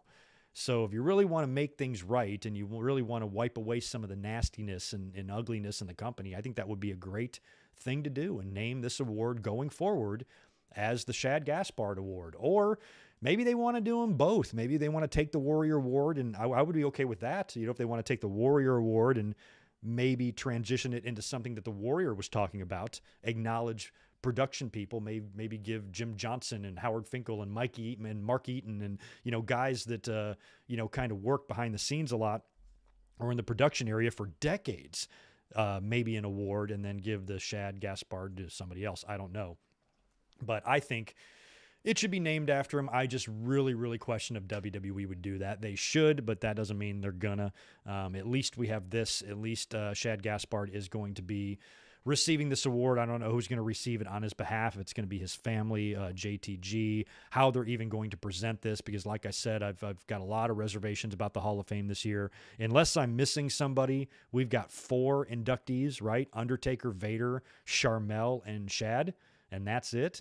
So it's a far cry from what the Hall of Fame used to be. I've been voicing my concerns about the Hall of Fame, especially the fact that it's airing right after SmackDown in the same building, which means it's going to be a quick kind of set change there. They're probably going to set up the stage with the podium, and, we're probably not going to get that weird ring setup, that setup where Bret Hart got attacked. I don't think there would be enough time to put all that together right after SmackDown, so it feels like it'll be back up on the podium type of thing, but I don't know. Either way, I'm not expecting this Hall of Fame to feel special at all. Undertaker and Vince McMahon should be very interesting, and I'm going to be really interested to watch Shad Gaspard be honored. But other than that, and it's going to be cool to see the Vader induction too. It's just I just really am saddened by what the Hall of Fame has become. So hopefully it will surprise me. Hopefully it'll turn out to be way better than I believe it will be. And hopefully on Friday, we'll come away from it saying, okay, that was a pretty decent Hall of Fame. Because I feel like it's been, 4 years now since I've gotten an actual real Hall of Fame the way I remember it. 2019 was the set change. 2020, no Hall of Fame. Last year, Thunderdome. I want it back. And then another thing they should do is move the Hall of Fame to SummerSlam. WrestleMania is way too busy now. They're trying to cram shit in. If you live on the West Coast, you got to get up at 10 o'clock in the fucking morning to watch NXT. So there's too much stuff going on WrestleMania weekend, I think, to have the Hall of Fame attached to this anymore. I think you should move it to SummerSlam. Put it on the Friday before SummerSlam, or if SummerSlam's on a Sunday, do it on Saturday. Should be very easy to do, and it would spread some of your stuff out, and it would, make, basically reinforce SummerSlam as being your number 2 pay-per-view of the year. I think it would be a great way to do things and a change for the better in terms of the overall scheduling of stuff for the Hall of Fame. So that's what I'm hoping to see in the future. But Friday should be interesting. And like I said, we'll be here right after the Hall of Fame to talk about that and SmackDown this coming Friday. Very late if you're going to be on the East Coast. Some other news and notes here before we get into some AEW stuff. Lita is the latest guest on Broken Skull Sessions. I started watching that last night, but really late, so I only got about halfway through it. I got all the way up until she tore her ACL in 2005. They've basically been chronicling her whole career. And Lita, I've really been enjoying this interview so far. I think I wasn't sure about it at first.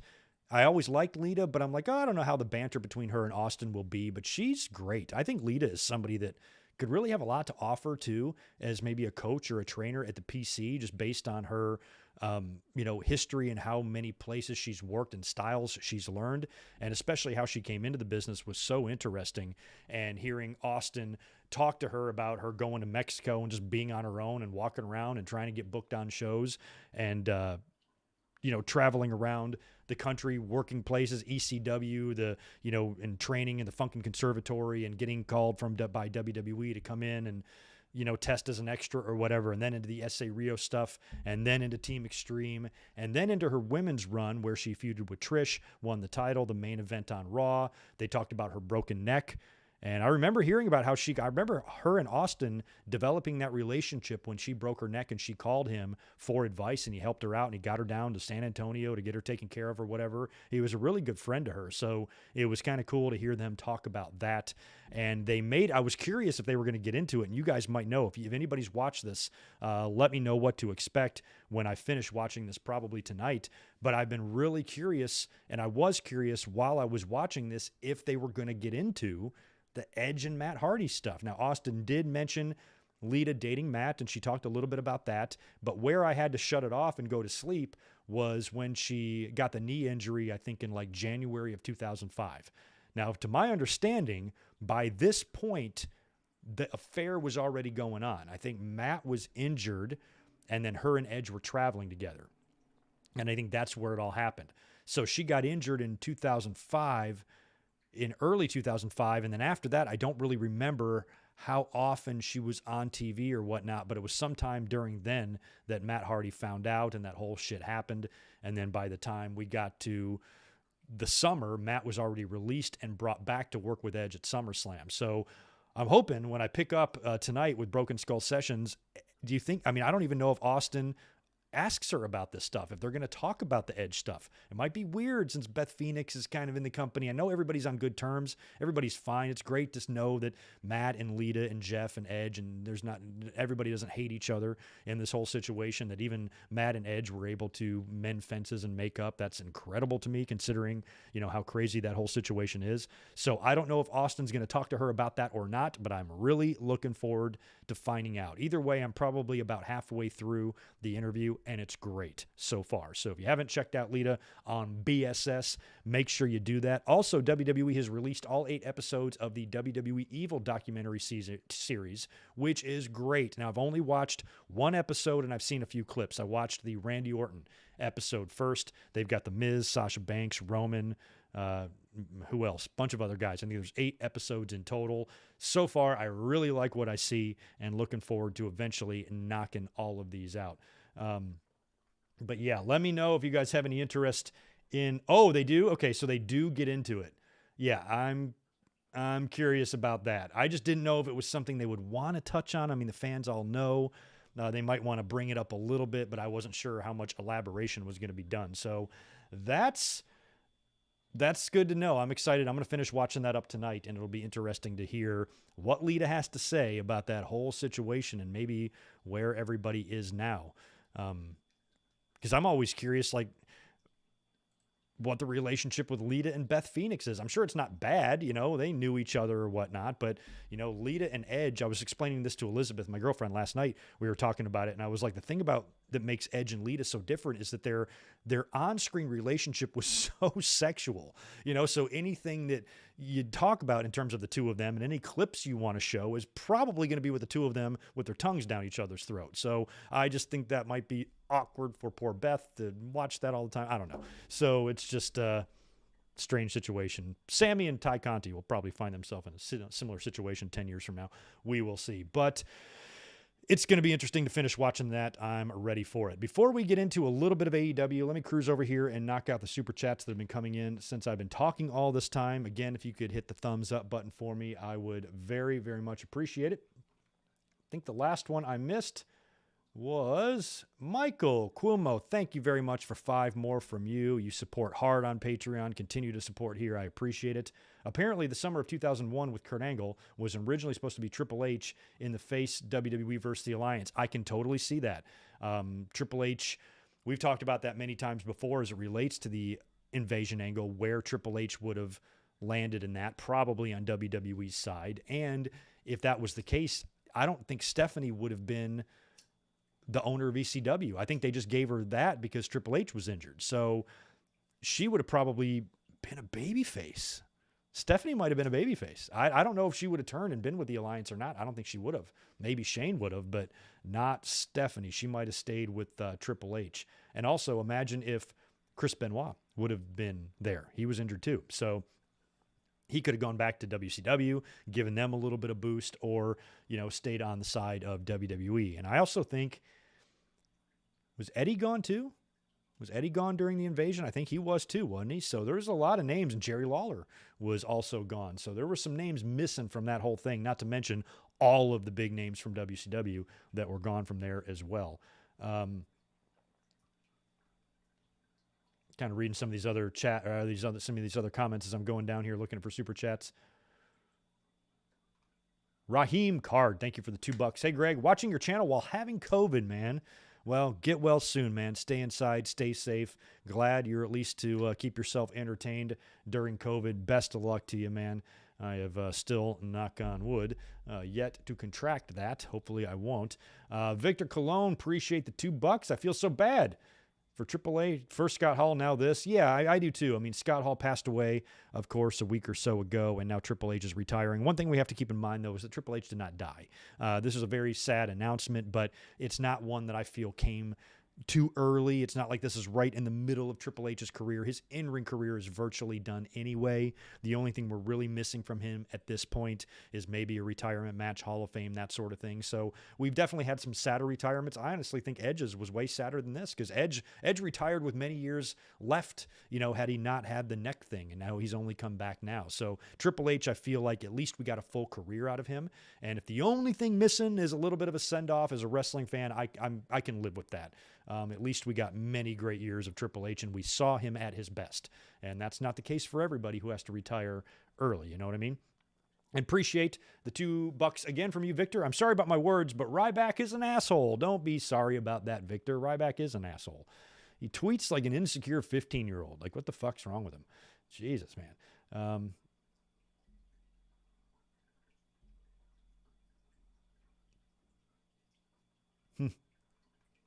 Yeah, I think, Lex, you might be right, man. Triple H could be inducted into the Hall of Fame next year. However, Batista still has not gotten the Hall of Fame induction that he was supposed to get. Batista and Triple H, in my mind, are both headliners.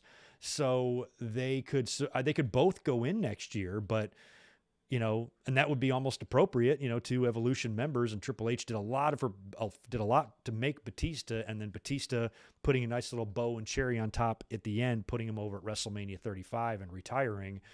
They're the perfect guys to induct each other, if you ask. Well, actually, with Triple H, it's going to have to be Shawn. But with Batista, I could see Triple H doing the induction for him. You know what I mean? So I don't know if they can really be in the same class. I think they both need to be headliners of their respective classes, in my opinion. But we'll see what happens with either one of those guys. But yeah, Triple H, ASAP, you would think now that he's officially not going to wrestle again, there's no reason to wait. He's a first balloter all the way. Undertaker's going to go in this year, but that still leaves Triple H and The Rock to go in. And I think Rock next year in LA could be a potential headliner. I think Rock might be more likely for 39. I would put Triple H at 40.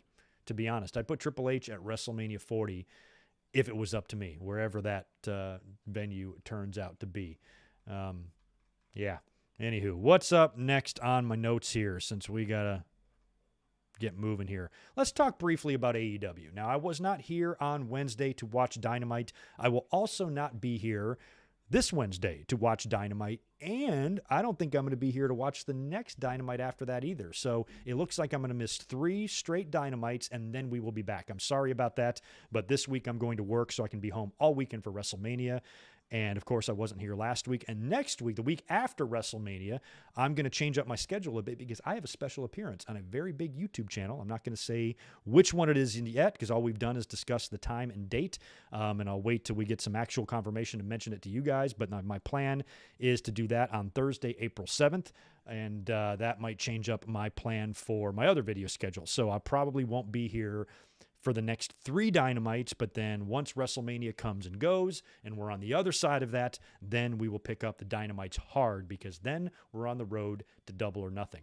I'm going to be at Double or Nothing, and if any of you guys are going to Vegas, let me know. Hit me with a DM. I already have a plan to meet a few people on Saturday, and might even be doing a meetup with other YouTubers and shit like that. So I'm ready for Double or Nothing, man. If you guys are going to WrestleMania in Dallas, wish you all the best. Hope you have a great time. I know a lot of people are going. I would have gone, but I thought Double or Nothing might be a little bit more fun. So if you are going to Mania, have a good time and send me your pictures. But anyway, in terms of this past week's Dynamite, scored a pretty decent rating. One back over 1 million, 1.05 and a 0.41 in the share.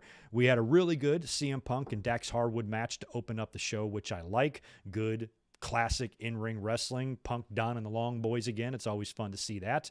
I liked the MJF promo with Wardlow. Now, we were expecting this. We were expecting MJF to get some revenge on Wardlow because Wardlow is binded by this contract to MJF. So you knew that the next time we saw MJF, he was going to really make that the focus, and he did. He got on the mic, ran down Wardlow, talked a ton of smack about him, said that the contract that he signed is ironclad. He doesn't work for AEW. He works for MJF. Winds up insulting his mother, calling him a pig, all this stuff. Wardlow comes storming down to the ring. He's stopped by security, and MJF basically says, I'm going to keep you under contract. I'm going to pay you to stay at home. And security escorts Wardlow away. So Wardlow is gone contractually anyway in kayfabe. He can't do anything about it unless he can get out of this contract somehow. And MJF also at the end of that said something very interesting. He said the Pinnacle is anything but done. If anything, they're just getting started, and don't expect the Pinnacle to be going anywhere. So given the fact that Wardlow, their muscle, is gone, they need some new muscle. I can think of a guy. BC, Brian Cage. He can just be the new Wardlow. He needs something to do. They rolled over his contract. He's in for another year. He didn't do much over the past few months. He needs placement. He was kicked out of Team Taz. If he just comes in as Brian Cage again, I don't know if he's going to have much direction. I think the Pinnacle could be a great place for him, especially if he gets away from that Terminator machine Brian Cage type of gimmick and might start coming down to the ring with a suit like Wardlow used to and maybe be the muscle. I mentioned that a couple of weeks ago with MJF. I said, now that he's booted Wardlow, just like Shawn Michaels booted Diesel, MJF needs a Sid, and Shawn brought in Sid after that to be his new guy. So I think Brian Cage should be the guy to join the Pinnacle. I'd be really surprised if he didn't, to be honest with you. So I think that's coming. Crazy 8-man tornado tag as well on Dynamite, which was fun as hell. Jeff and Matt and Darby and Sting taking on Butcher Blade and Private Party. They do a spot in the concession area where Jeff climbs up the ladder and then gets on the ledge. It's like one of those spots you would see at like an indie event in a high school gym where the guy dives off the edge and then misses the table completely. It was kind of like that. Jeff is up on that ledge. He swantons onto the Butcher and the Blade, I believe. And luckily, underneath the two tables, there was a shit ton of cardboard boxes. So it looked about as safe as it could be. Anytime a Hardy Boy in TNA or in AEW, is climbing up to high places, I gasp a little bit. We all remember what happened to Matt a couple years back. So Jeff, right off the bat here in AEW, is doing crazy stuff. We find this match all the way back in the ring. We get this like double twist of fate, Scorpion death drop combo onto Private Party for the win for the baby faces. That was all kinds of fun. Looks like Moxley and Danielson have got a name for their team and their group, the Blackpool Combat Club. They took on Varsity Blondes and beat the shit out of them, so that was cool. Also kind of cool to see Moxley in there with Pillman, because I remember when Ambrose was in WWE, he was kind of compared to Pillman a little bit. So cool to see him in there with Junior. Did not like the Thunder Rosa segment on Dynamite. I like Nyla Rose because I think she can cut a hell of a promo. She even released one on social media right after all this went down, which was really good. But the segment here itself was just Thunder Rosa coming out to the stage to be interviewed as the new AEW Women's Champion. Vicky comes out. Every single Nyla feud starts the same way. Vicky comes out, starts screaming in the face of the babyface, and then Nyla Rose attacks from behind. And that's what happened here. This whole thing was boring and bad and not the best first segment for your brand new champion. Now, one positive thing in this is that it does, in my opinion, give Thunder Rosa a really credible opponent to beat in her first title program. A lot of people are like, oh, what, Nyla again? Why is she getting another shot? I'm like, well, you got to think about it. Rosa isn't going to drop the title to the next person she faces. She's going to beat the next person she faces. So Nyla is a big, strong, credible women's competitor. So Thunder Rosa beating her will, kind of give her a solid win and get her championship run off and running. So I'm actually okay with this as long as it's kind of like one match. If they can book this for TV in a couple of weeks, just do it and get it over with. I really don't want Thunder Rosa and Nyla Rose being pushed to Double or Nothing. I don't think that's necessary. I think this is an in-between program for her to work on TV, eventually face Nyla Rose for the title, beat her, and hopefully move on to somebody else at Double or Nothing. That's my hope, but we'll see how this whole thing plays out. The Sammy Guevara, Ty Conti, and Dan Lambert promo was pretty funny. They're putting Sammy and Conti together now, which I guess is not that bad. It's just, I don't mind that, but I don't know if that's the smartest idea, but Sammy Guevara's got to do something. He's obviously not in the Inner Circle anymore because it doesn't exist. He's not in the Jericho Appreciation Society. Him and Ty Conti are all about flaunting their relationship all over social media, which really makes a lot of people mad, which I just find funny. Why would this bother you? Why would you even get mad? I mean, I'm sorry you might not know the fun of a new relationship and how exciting that can be, but don't take it out on them. If they want to be stupid, let them be stupid. Who cares? Like, what's the big deal? So then they're out there with Lambert. The promo itself wasn't that great. I didn't care about what really anybody was saying, to be honest with you. But at the end, of course, Lambert has got one of those TNT titles that was won from Sammy Guevara a couple of weeks ago, and Scorpio's got the other one. And basically they tell Lambert that they basically fucked on that belt and now they live in their mouth, is essentially what Sammy Guevara was saying. And there is a picture floating around on social media or Twitter or whatever of Sammy and Ty Conti in the bed naked with like the belt covering them. And the biggest question fans had was, who took the picture? So Lambert kind of freaked out and blah, blah, blah, and he wants to go like wash his mouth out with soap or something. I don't know. That was kind of funny, but overall kind of a throwaway segment there. I like the Adam Cole and Jay Lethal match. That was really good. Red Dragon distracted Lethal to allow Adam Cole to hit him with a low blow and then the boom for the win. He would then call out Paige, goad him to come into the ring, and Paige attacks immediately with his belt, but the heels overwhelm and swarm, and Adam Cole is able to steal the AEW title away and run away with it. And he wouldn't be done stealing belts because he'd do it last night too. And overall, I think Dynamite was just like an okay show. So I didn't miss a lot by not being up here doing a watch-along. It was a good show, not a great show. I thought the Sammy, Ty Conti, Lambert stuff was I hated the Thunder Rosa segment. But other than that, I thought the show was pretty solid, and I really enjoyed most of the wrestling on the show, as I usually do with Dynamite. Now, next week's pretty interesting. I know there might be more than one match announced for next week, but I only have one written down because it's interesting. The Bunny is going to be taking on a new women's AEW signee in an Owen Cup tournament qualifier. So place your bets. Mia Yim, Toni Storm, Athena, Tegan Nox. Who else? Who else could it be on Wednesday?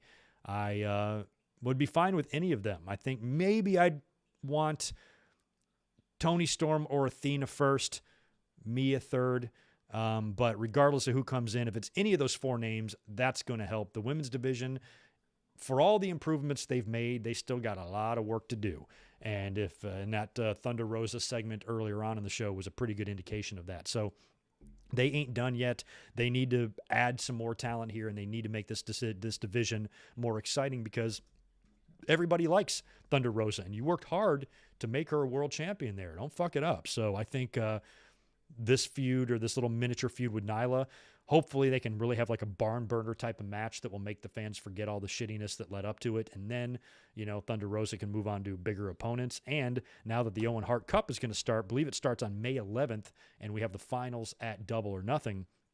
Really interested to see who's going to be in the finals of that thing, and if in fact going to be this new women's signee. Because I will tell you this, the fact that they're facing the Bunny, it's pretty predictable. This new talent is going to beat the Bunny on Wednesday. So it's very possible not only will this new person win the qualifier, but might advance pretty far to the finals, at least in the tournament itself. So hopefully it's a big name that could really help boost AEW's women's division, because they still need it and they still ain't done growing and improving. Last night on Rampage, pretty good. Bloody affair between Dustin Rhodes and Lance Archer. Dustin got the win after like a roll-up, which was pretty crazy. Archer beat the hell out of him after the match anyway, but Dustin got bloodied up pretty good. Yeah, I don't think we need as much blood as we see in AEW. I'll admit that. I am happy that we have a promotion that isn't scared to bleed, but you don't need to bleed like Ric Flair in TNA. It's not necessary. Fuego del Sol promo was pretty funny. House of Black showed up and beat the crap out of him. So gutsy kid, but he should have known he was going to get murdered.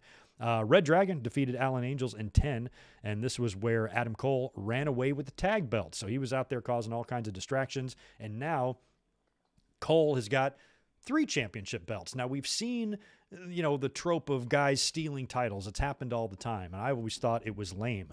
But I've never seen anybody steal multiple titles before. That adds a new twist to it. That makes it kind of entertaining. If Adam Cole is literally running around trying to physically steal every belt he can, that's kind of funny to me. So I kind of got a kick out of that I'm like, oh, okay, it's not just being used as a tool in the Page and Cole program, just to add, fucking lame-ass heat. He's actually going around stealing, championships. That's funny to me for some reason. So I hope he keeps doing it. We also saw Nyla Rose win in a squash in like 30 seconds, killed that poor girl. And like I said, she's on her way to face Thunder Rosa. The Hook QT Marshall Certificate of Accomplishment segment was kind of funny. Hook is going to give him some stupid framed diploma thing. Hook comes down to the ring. He accepts it. Aaron Solo he doesn't accept it. He looks at it. Aaron Solo's in the ring with him, and he just grabs Solo's head and throws it right into the frame, smashing it, and he just leaves and walks away. As he's walking up the aisle, Danhausen appears, attempts to put the curse on him. Hook just ghosts him, no-sells it, walks right past him, and Danhausen looks surprised. It didn't work. What the fuck? This kid must be very, very special. So that was fun. To me, that was just fun. I like fun. And in the main event, great fucking match. FTW title match. Swerve Strickland taking on Ricky Starks. Good match, but Hobbs was out there causing all sorts of problems. He was able to nail Swerve on the outside while Starks had the referee distracted. Rochambeau for the win. Starks retains. Still a good match. Kind of the only way it was going to have to go there. This was a good spot for Swerve to take his first loss, considering you had Hobbs out there backing up Starks. So that was all very fun. Rampage, very typical Rampage. I come away from most Rampages feeling the same way. Not Dynamite, but certainly not bad. Quick hour-long show. Easy to watch, and even though it's kind of the Thunder of AEW, I don't think it's nearly as boring as WCW Thunder used to be back in the day. Now we can transition into WWE and talk about SmackDown, a little bit of Raw last week, and we're going to talk about WrestleMania coming up on the weekend and the current card we have for that. And I'm trying to rack my brain to see if there's any other matches to announce here. I don't think there is. I don't think they're going to add anything else. I think this is it. So it's a little bit disappointing. I'm sure WWE will still find a way to make WrestleMania very good, but I don't know. There's a couple of matches on this show that are head scratching. Anyway, let's start with Monday Night Raw. Raw this past week, I came up and did a review of Raw on Monday night. If you'd like to check that out, it's up on my channel right now. That was when Owens came out dressed as Austin and that whole deal. We were expecting to see Cody. We did not. Raw did draw a pretty decent rating, 1.76 and 0.50 in the share. Now, Raw is getting higher than normal ratings right now, too. SmackDown is as well. Number one, because of WrestleMania. You would hope Raw and SmackDown would get better ratings during WrestleMania. I arguably kind of think they should be even better than they are. But also, fans are tuning in every week on Raw to see if Cody's going to show up. So between those two things, it's probably helping a lot. I think a good indication of where Raw sits is going to be after WrestleMania, after Cody debuts, and we get 2 weeks, 3 weeks past WrestleMania. What are those Raw ratings going to look like? So hopefully WWE can keep the momentum going after WrestleMania, but generally it tends to fall off. We will see. But this week on Raw should be interesting because earlier on today, Seth Rollins tweeted out or shared a screenshot from his phone, a supposed text from Vince McMahon. And of course, Seth writes, ha, ha, ha, ha, all over the tweet. He thinks this is hilarious. And it's a text message from Vince McMahon that says, I quote, Seth, someone from my office is going to be reaching out to you to set up a meeting at corporate headquarters. I want you in my office at 9 a.m. Monday. So that means Seth is supposedly being called into Vince McMahon's office. They might explain what this is on Monday Night Raw. I'm hoping they will. Like I said, in terms of what I'm going to do this Raw for a review, I'm not going to review it unless Cody comes. If Cody physically shows up and enters a WWE ring and cuts a promo and says something, then we'll be up here to do a review Monday night. But now that Seth has been summoned to Vince McMahon's office, to me it feels like it might be Vince telling Seth he's going to let him work WrestleMania, but he's got to work against a mystery opponent. That's kind of what it feels like to me. And then that mystery opponent just turns out to be Cody. But if they want to have some fun, they want to swerve us, maybe Vince McMahon tells Seth he's going to do something else to throw us off the trail. I don't know. But this is obviously setting up whatever Seth Rollins is going to do at WrestleMania. We may find out Monday. We may not. We've talked for the last month, and we've discussed, and you guys have given opinions on where you think the best place for Cody to debut is. Some people feel he should have already came in. Some people feel the night after WrestleMania is the best place. And some people feel WrestleMania itself is the best place. I also believe that. I think WrestleMania is the best place for Cody to actually debut. That's probably where you want it. I mean, the go-home Raw would be fun, and it would, give fans some little extra interest in WrestleMania, maybe sell a few more tickets possibly or whatnot. But in terms of like the reaction, the moment you're going to create, because WWE's all about the moments. We know that. They care way more about moments than they do about actual stories. So the moment that it would make for Cody to come out and his music to hit in front of 100,000 people would be quite the moment. And if you know Cody the way we do, kind of likes the spotlight. So that's probably a very goosebump-inducing thought for him to say, wow, I could come out and return to WWE at WrestleMania in front of a record-setting crowd and, really make a lot of waves, create a lot of buzz. But you're also going to be on a 2-night show in the middle of a whole bunch of other stuff going on. So if you do debut at WrestleMania, where do you debut at WrestleMania? Do you come out at the end of that Austin and Owens match or segment at the end of night 1 and debut there and toast some beers with Austin? Or do you kick off night 2? You might kick off night 2, Seth comes out to the ring to start night 2, and gets on the mic and or whatever, and then Cody comes out and beats him.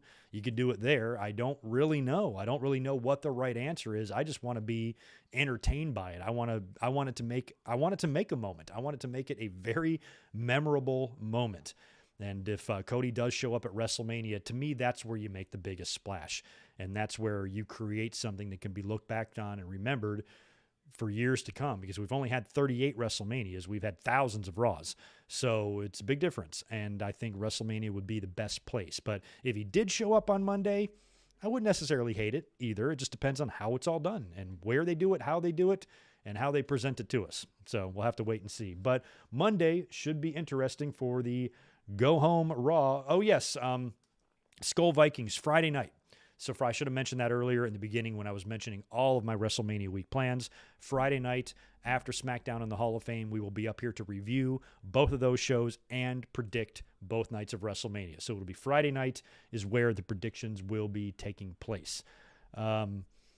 Rodrigo's got Chelsea Green. Didn't think about Chelsea. Tegan Nox or Ember Moon this Wednesday.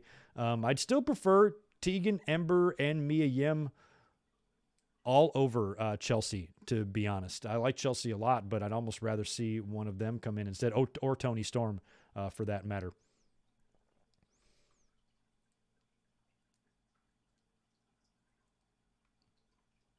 Storm. Okay, a lot of people are calling for Tony Storm.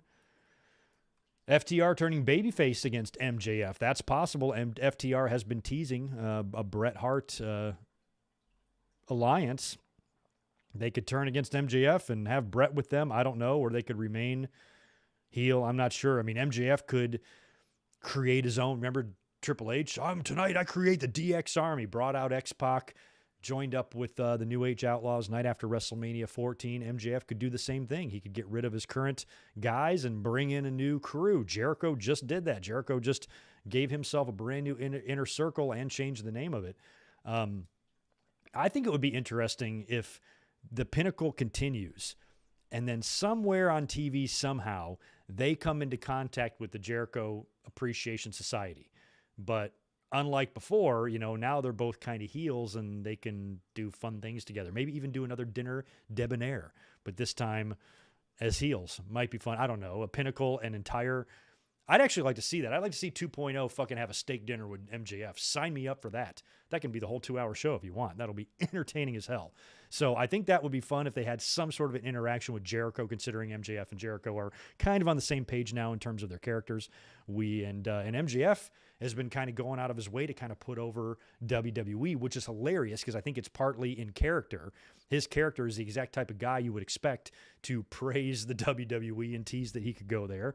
And like I said, this is a guy that when his contract does come up, it's not like WWE's not going to have interest in him. What if MJF attacks Cody Rhodes the night after WrestleMania 43 or 42, like in 4 years from now? Who knows? It could happen. You never know. MJF is extremely young, and he could definitely go to WWE one day and rehook up with Cody, possibly feud with The Miz, and get that star-making exposure that only WWE can give to you. And the fact that he teases that sometimes is hilarious. But I could always see him staying with AEW as well. Anyway, let's get into SmackDown briefly last night. It wasn't a great show. Whole lot of nothing. But the Brock Lesnar, Roman Reigns stuff was fun. Brock shows up to the arena. He's interviewed by Kayla Braxton. He goes right to Roman Reigns' locker room and said that he got in some trouble for trying to, murder Roman Reigns and the Bloodline the previous week, and he had to pay some fines, and he had to buy a couple of new cars for Roman. Said he bought him a brand new Suburban or whatever. Then he goes in and he said WWE management has told him that he cannot physically interact with Brock unless he's provoked. So he said he's going to go in Roman Reigns' locker room and sit there and wait for a good provoking. So he goes in there and he immediately sits down and smashes his leg on the coffee table and it shatters. He's eating grapes. He's drinking the champagne and spitting it out. And then Roman Reigns and Heyman are filmed in a limo. They went out to dinner. And Roman's talking about we had a great dinner, best steak I've ever had. We had the sides, $5,000 in sides. And it reminded me of Wolf of Wall Street when Jonah Hill and Leonardo DiCaprio, they go out for a $80,000 dinner and they have I think it's $25,000 worth of sides. And Rob Reiner is flipping out about the sides. I swear that's where Roman got it from. It cracked me up. And then, so this is all happening throughout the show. In between matches, we're going back to Brock. We're going back to Heyman and Roman in the limo. They're coming to SmackDown now. They show up there. They get in the ring. And Brock is now shown on the screen in the parking garage next to Roman's new Suburban. Brock's got a pickaxe and he starts whacking away at the SUV, smashing the windows.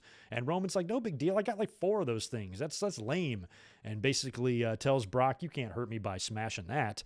And then Brock's music hits. Roman stares at the entranceway waiting for him. But then Brock comes from behind through the crowd, stands on the announce desk and a little stare down there. Security swarms him. And then Brock just starts destroying the security guards with the steel chair, and Roman retreats. So they have got, I guess, at least one final face-off on Monday. Brock and Roman are both scheduled to be on Raw, and I'm sure they'll probably do one final thing next week on SmackDown too. I don't know what, but we'll probably see 2 more interactions between these two before we get to WrestleMania. And I know we've had a lot of discussions about Brock and Roman. People have their opinions of this match, but I have really enjoyed Brock Lesnar and the build of this. I know I'm in the minority there, but I have a lot of issues with this WrestleMania card. There's a lot about it that I find disappointing. But one thing I don't find disappointing is the main event. This main event is the two strongest characters you have. That's supposed to be who's in the main event of WrestleMania. So I know they've wrestled before in Crown Jewel and whatever the fuck else they wrestled this year, and they were supposed to wrestle at day one, but I don't care. I like the dynamic between these two. It's so much more entertaining. Think about these two in 2015. Think about when Roman won the Royal Rumble and was going to face Brock at WrestleMania 31. At that point, we had never seen them face against each other. It was going to be a brand new match, and I don't recall people being that into it, because everybody thought and assumed that Roman Reigns was going to go to WrestleMania and beat Brock and win the title, and then Seth slipped in the back door. But the build to it, remember they did the weird tug-of-war thing with the belt? How lame it was. We were all rolling our eyes. I'm like, this should be a much bigger match than it is. Now look at where they are. For all the fans that say, nobody wants to see this, we've seen it 7 times. I'd rather see this than watch WrestleMania 31. I would. And that was the first time we ever saw it. And I find this much more interesting than that. So that's why I just don't buy into the fact that you can't have a match simply because it's happened before. A lot can change, between matches. Yeah, they've wrestled 7 times, but they've wrestled 7 times in 7 years. It's not like they're wrestling 7 times a month, 7 times a year. Yeah, this is their 6th or 7th match or whatever it is, but think about the time it's been spread out. I think Randy Orton and John Cena worked a hell of a lot more than that in a 7-year span. So to me, it's not even that bad. To me, it's not even that overdone. To me, if it's not even that overexposed, I have not yet gotten my fill of Brock and Roman. I can totally take one more match. I don't think they need to work at Backlash or at Money in the Bank. I think it needs to kind of end for a while, at least for a long while after WrestleMania. I certainly hope this is it. But in terms of this match itself, no problem with it at all. I think it's going to be good, and I've loved just the dynamic between the two. Brock is just 100 times more entertaining than I ever thought he could be, with the cowboy hat and the flannel and smashing the locker room up, and then Roman's green room and all that stuff. And then Roman with Heyman and his dynamic, eating $5,000 worth of sides and talking about smashing everybody. I fucking love these two guys. So there's nobody else I'd rather see in the main event than Brock and Roman. So Greg is going to bat for Brock and Roman. I like the main event. I have no issue whatsoever with it. And when you look at the WrestleMania card, honestly, it's the best thing they got going. So that's why Greg likes it. And I really liked what Brock was doing last night. He's just a trip. He just cracks me up. He cracks me up. Love Brock Lesnar. Nakamura beat Jimmy Uso. Kinshasa for the win there.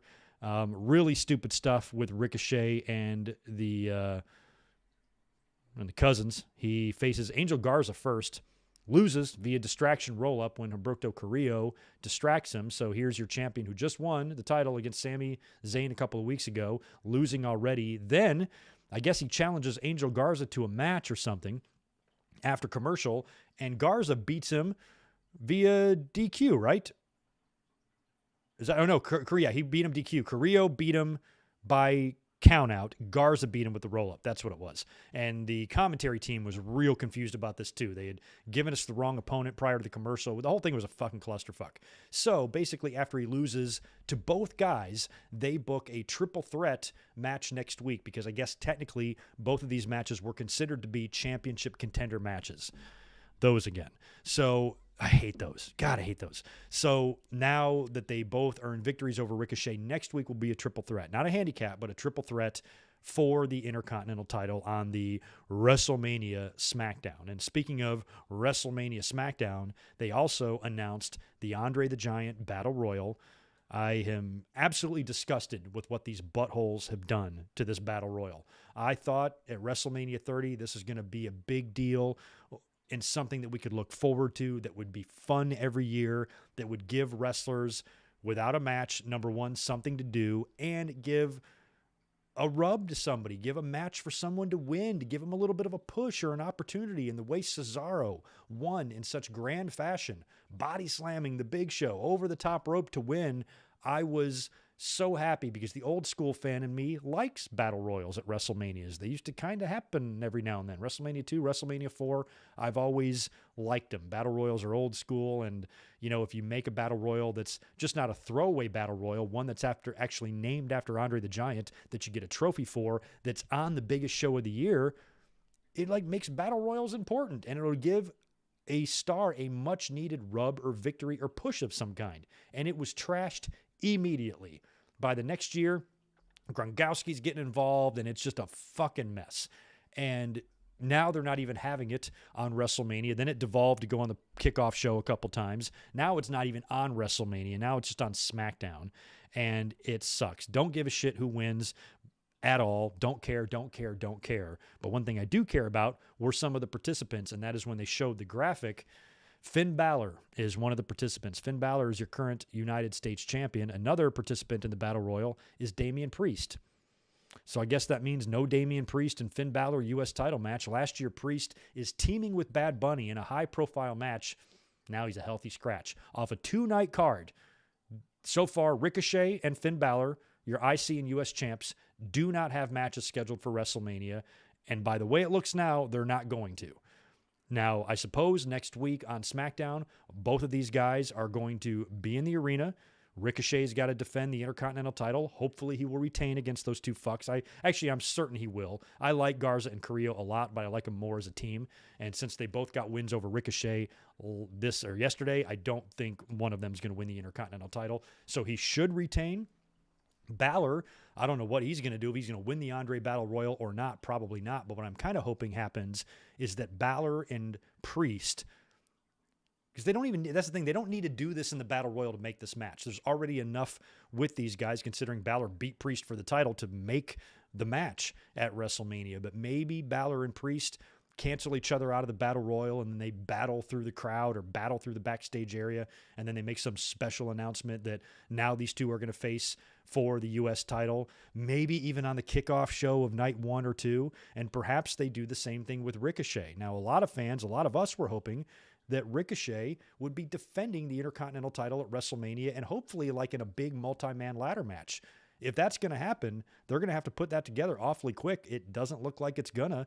And at this point, the IC and the U.S. titles just don't seem like they have a place at WrestleMania at all. And I find that horribly disappointing. I don't know how, like I said, a team of this many writers and this many wrestling personalities don't or can't figure out a way to make these titles worth any more than a bowl of cat piss. Look at what AEW does with their TNT title. You know, these two titles could be elevated, and you could have Dynamite, or I shouldn't, no pun intended, but you could have like kick-ass, awesome championship matches in main events of Raw and SmackDown every now and then with these titles if you wanted to. There's no reason why they shouldn't mean more than they are. I know you got two world titles. You got 2 women's world titles. Who cares? You got all these hours of content, all this hours of new wrestling content per week. There's plenty of room to make matches like this. There's plenty of room to do things where you don't put forth the least amount of creative effort possible, which is what it seems like they do with these championships. And if you did do something to try to elevate these titles, make them more important, put them in feature matches on pay-per-views, put them on main events on TV, explain to me how that would harm the product in any way. You know, WWE, it seems like a no-brainer. I mean, how hard can this shit be? So I think that if you did that, you made those titles more important, it wouldn't hurt anything. I don't know why they're so resistant to this. So unless they throw something together at the last minute, next week on Raw or SmackDown, as of right now, no Intercontinental and no U.S. title defenses at WrestleMania. Balor and Ricochet do not have matches. Dominic Mysterio does. I rest my case. Also on SmackDown last night, Ronda and Charlotte bored the fuck out of us. I'm so glad they are likely going to put the Austin and Owens segment in the main event of night 1 of WrestleMania, because I think Ronda and Charlotte will be fine in the ring. The match could, in fact, be very good, but I have never cared less about an issue between two wrestlers in my life than I do about these two. Ronda is the worst promo I've ever heard, period. Terrible. Last night, she was obviously talking to a recording of Charlotte on the Tron, and she just mumbles, and I don't give a fuck, and I don't care. So hopefully, hey, I was there at Survivor Series in 2018, then when these two women tore the house down. I'm sure they can do it again, but in terms of the build and the promos leading up to it, the drizzlings, man. Absolute drizzlings. Oh, and they had a little hiccup last night as well. Kofi Kingston was supposed to take on Ridge Holland, and I guess the little ring announcer, Samantha, whatever her name is, I think she's Ricochet's girlfriend. I saw the post on social media of her announcing him as the new Intercontinental Champion when he won, which I just thought was fucking adorable. Apparently she blew Xavier's and spoiled Xavier's return because it was supposed to be Ridge versus Kofi.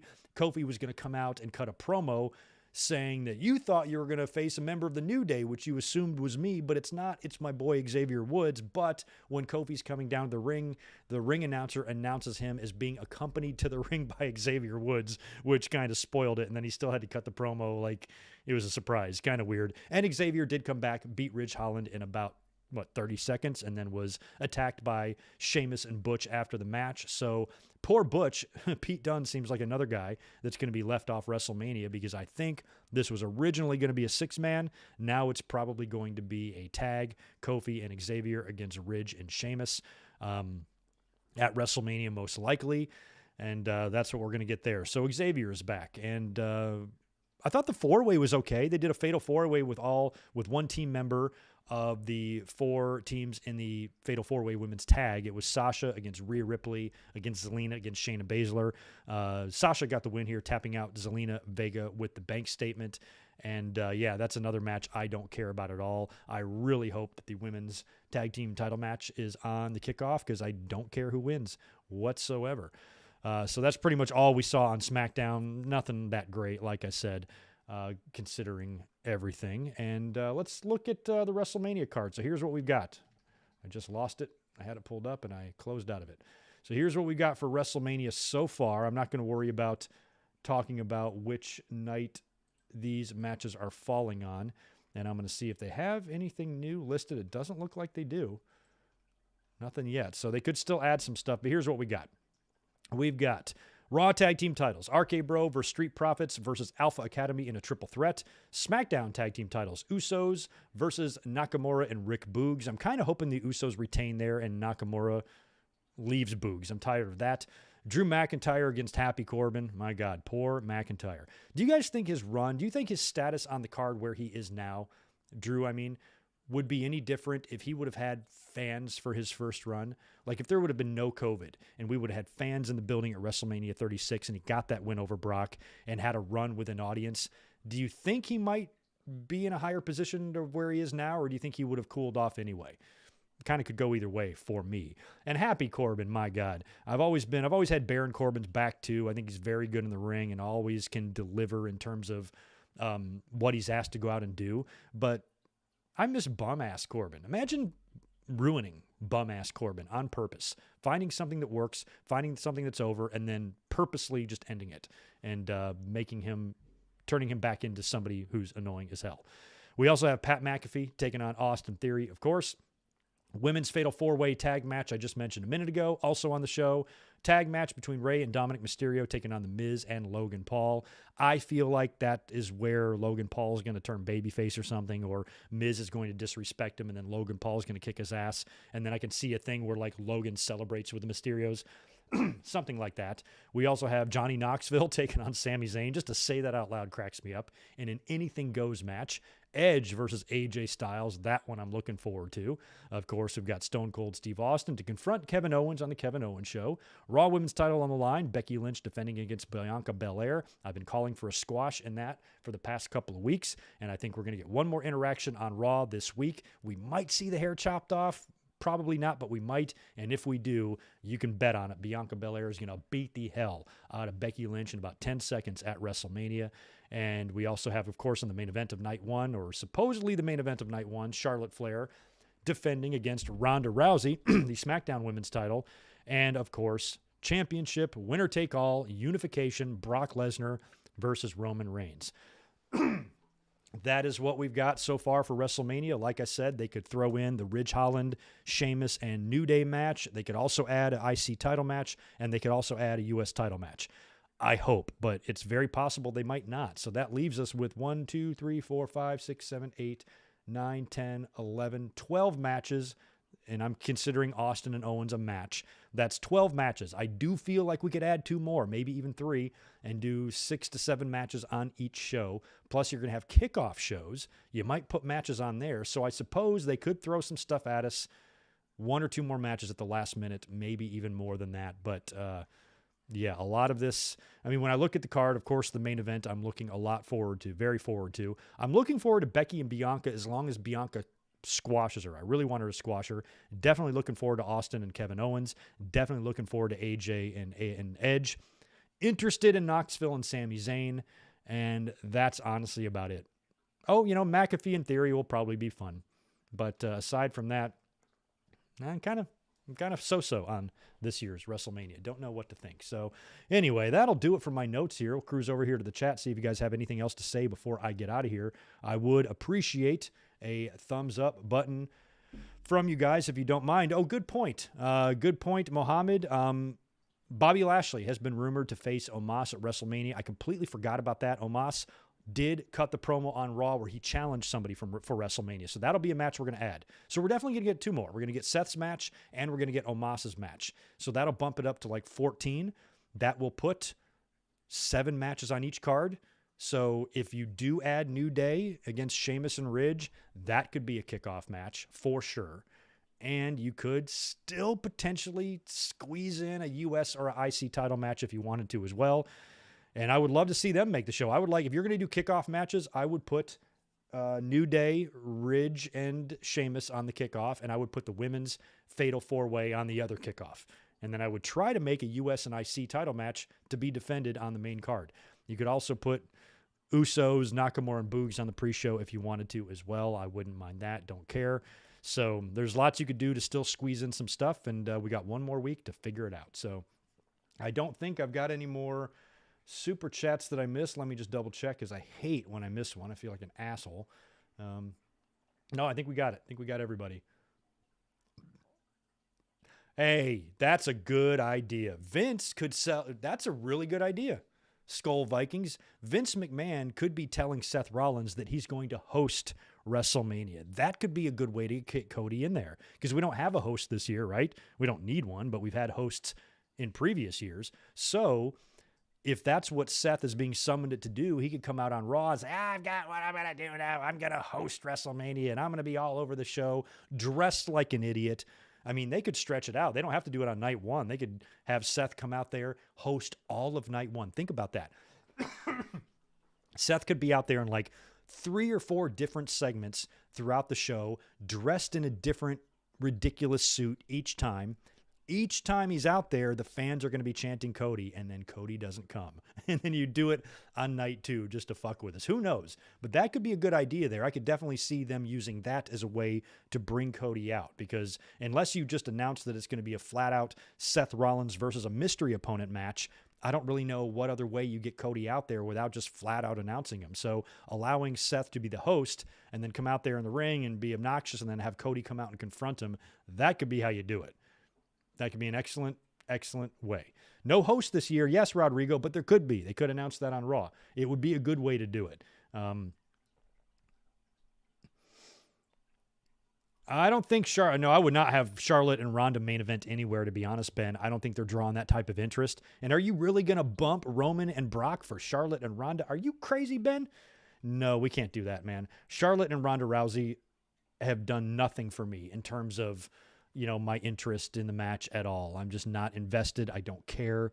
Ronda's entire run just seems so empty and phoned in, and it's not the way it was when she was here before. And like I said, Ronda and Charlotte's a great wrestler. Ronda can scrap, so they can definitely have a good match at WrestleMania. That's all I'm really hoping for, but the build and the promos and everything have been absolute shit.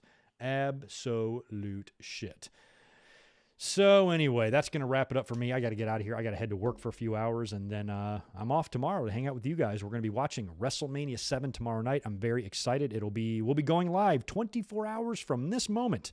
5 p.m. for me on the West Coast, 8 p.m. if you're on the East Coast. Join us 24 hours from now. Tomorrow night, we'll be watching WrestleMania 7 together. I want to thank you guys for being here this afternoon and this evening. Appreciate it. Enjoy March Madness or whatever the hell you're going to do tonight, and I will catch you guys for WrestleMania 7, and then it is balls to the wall between now and WrestleMania. I can't wait. Y'all take care.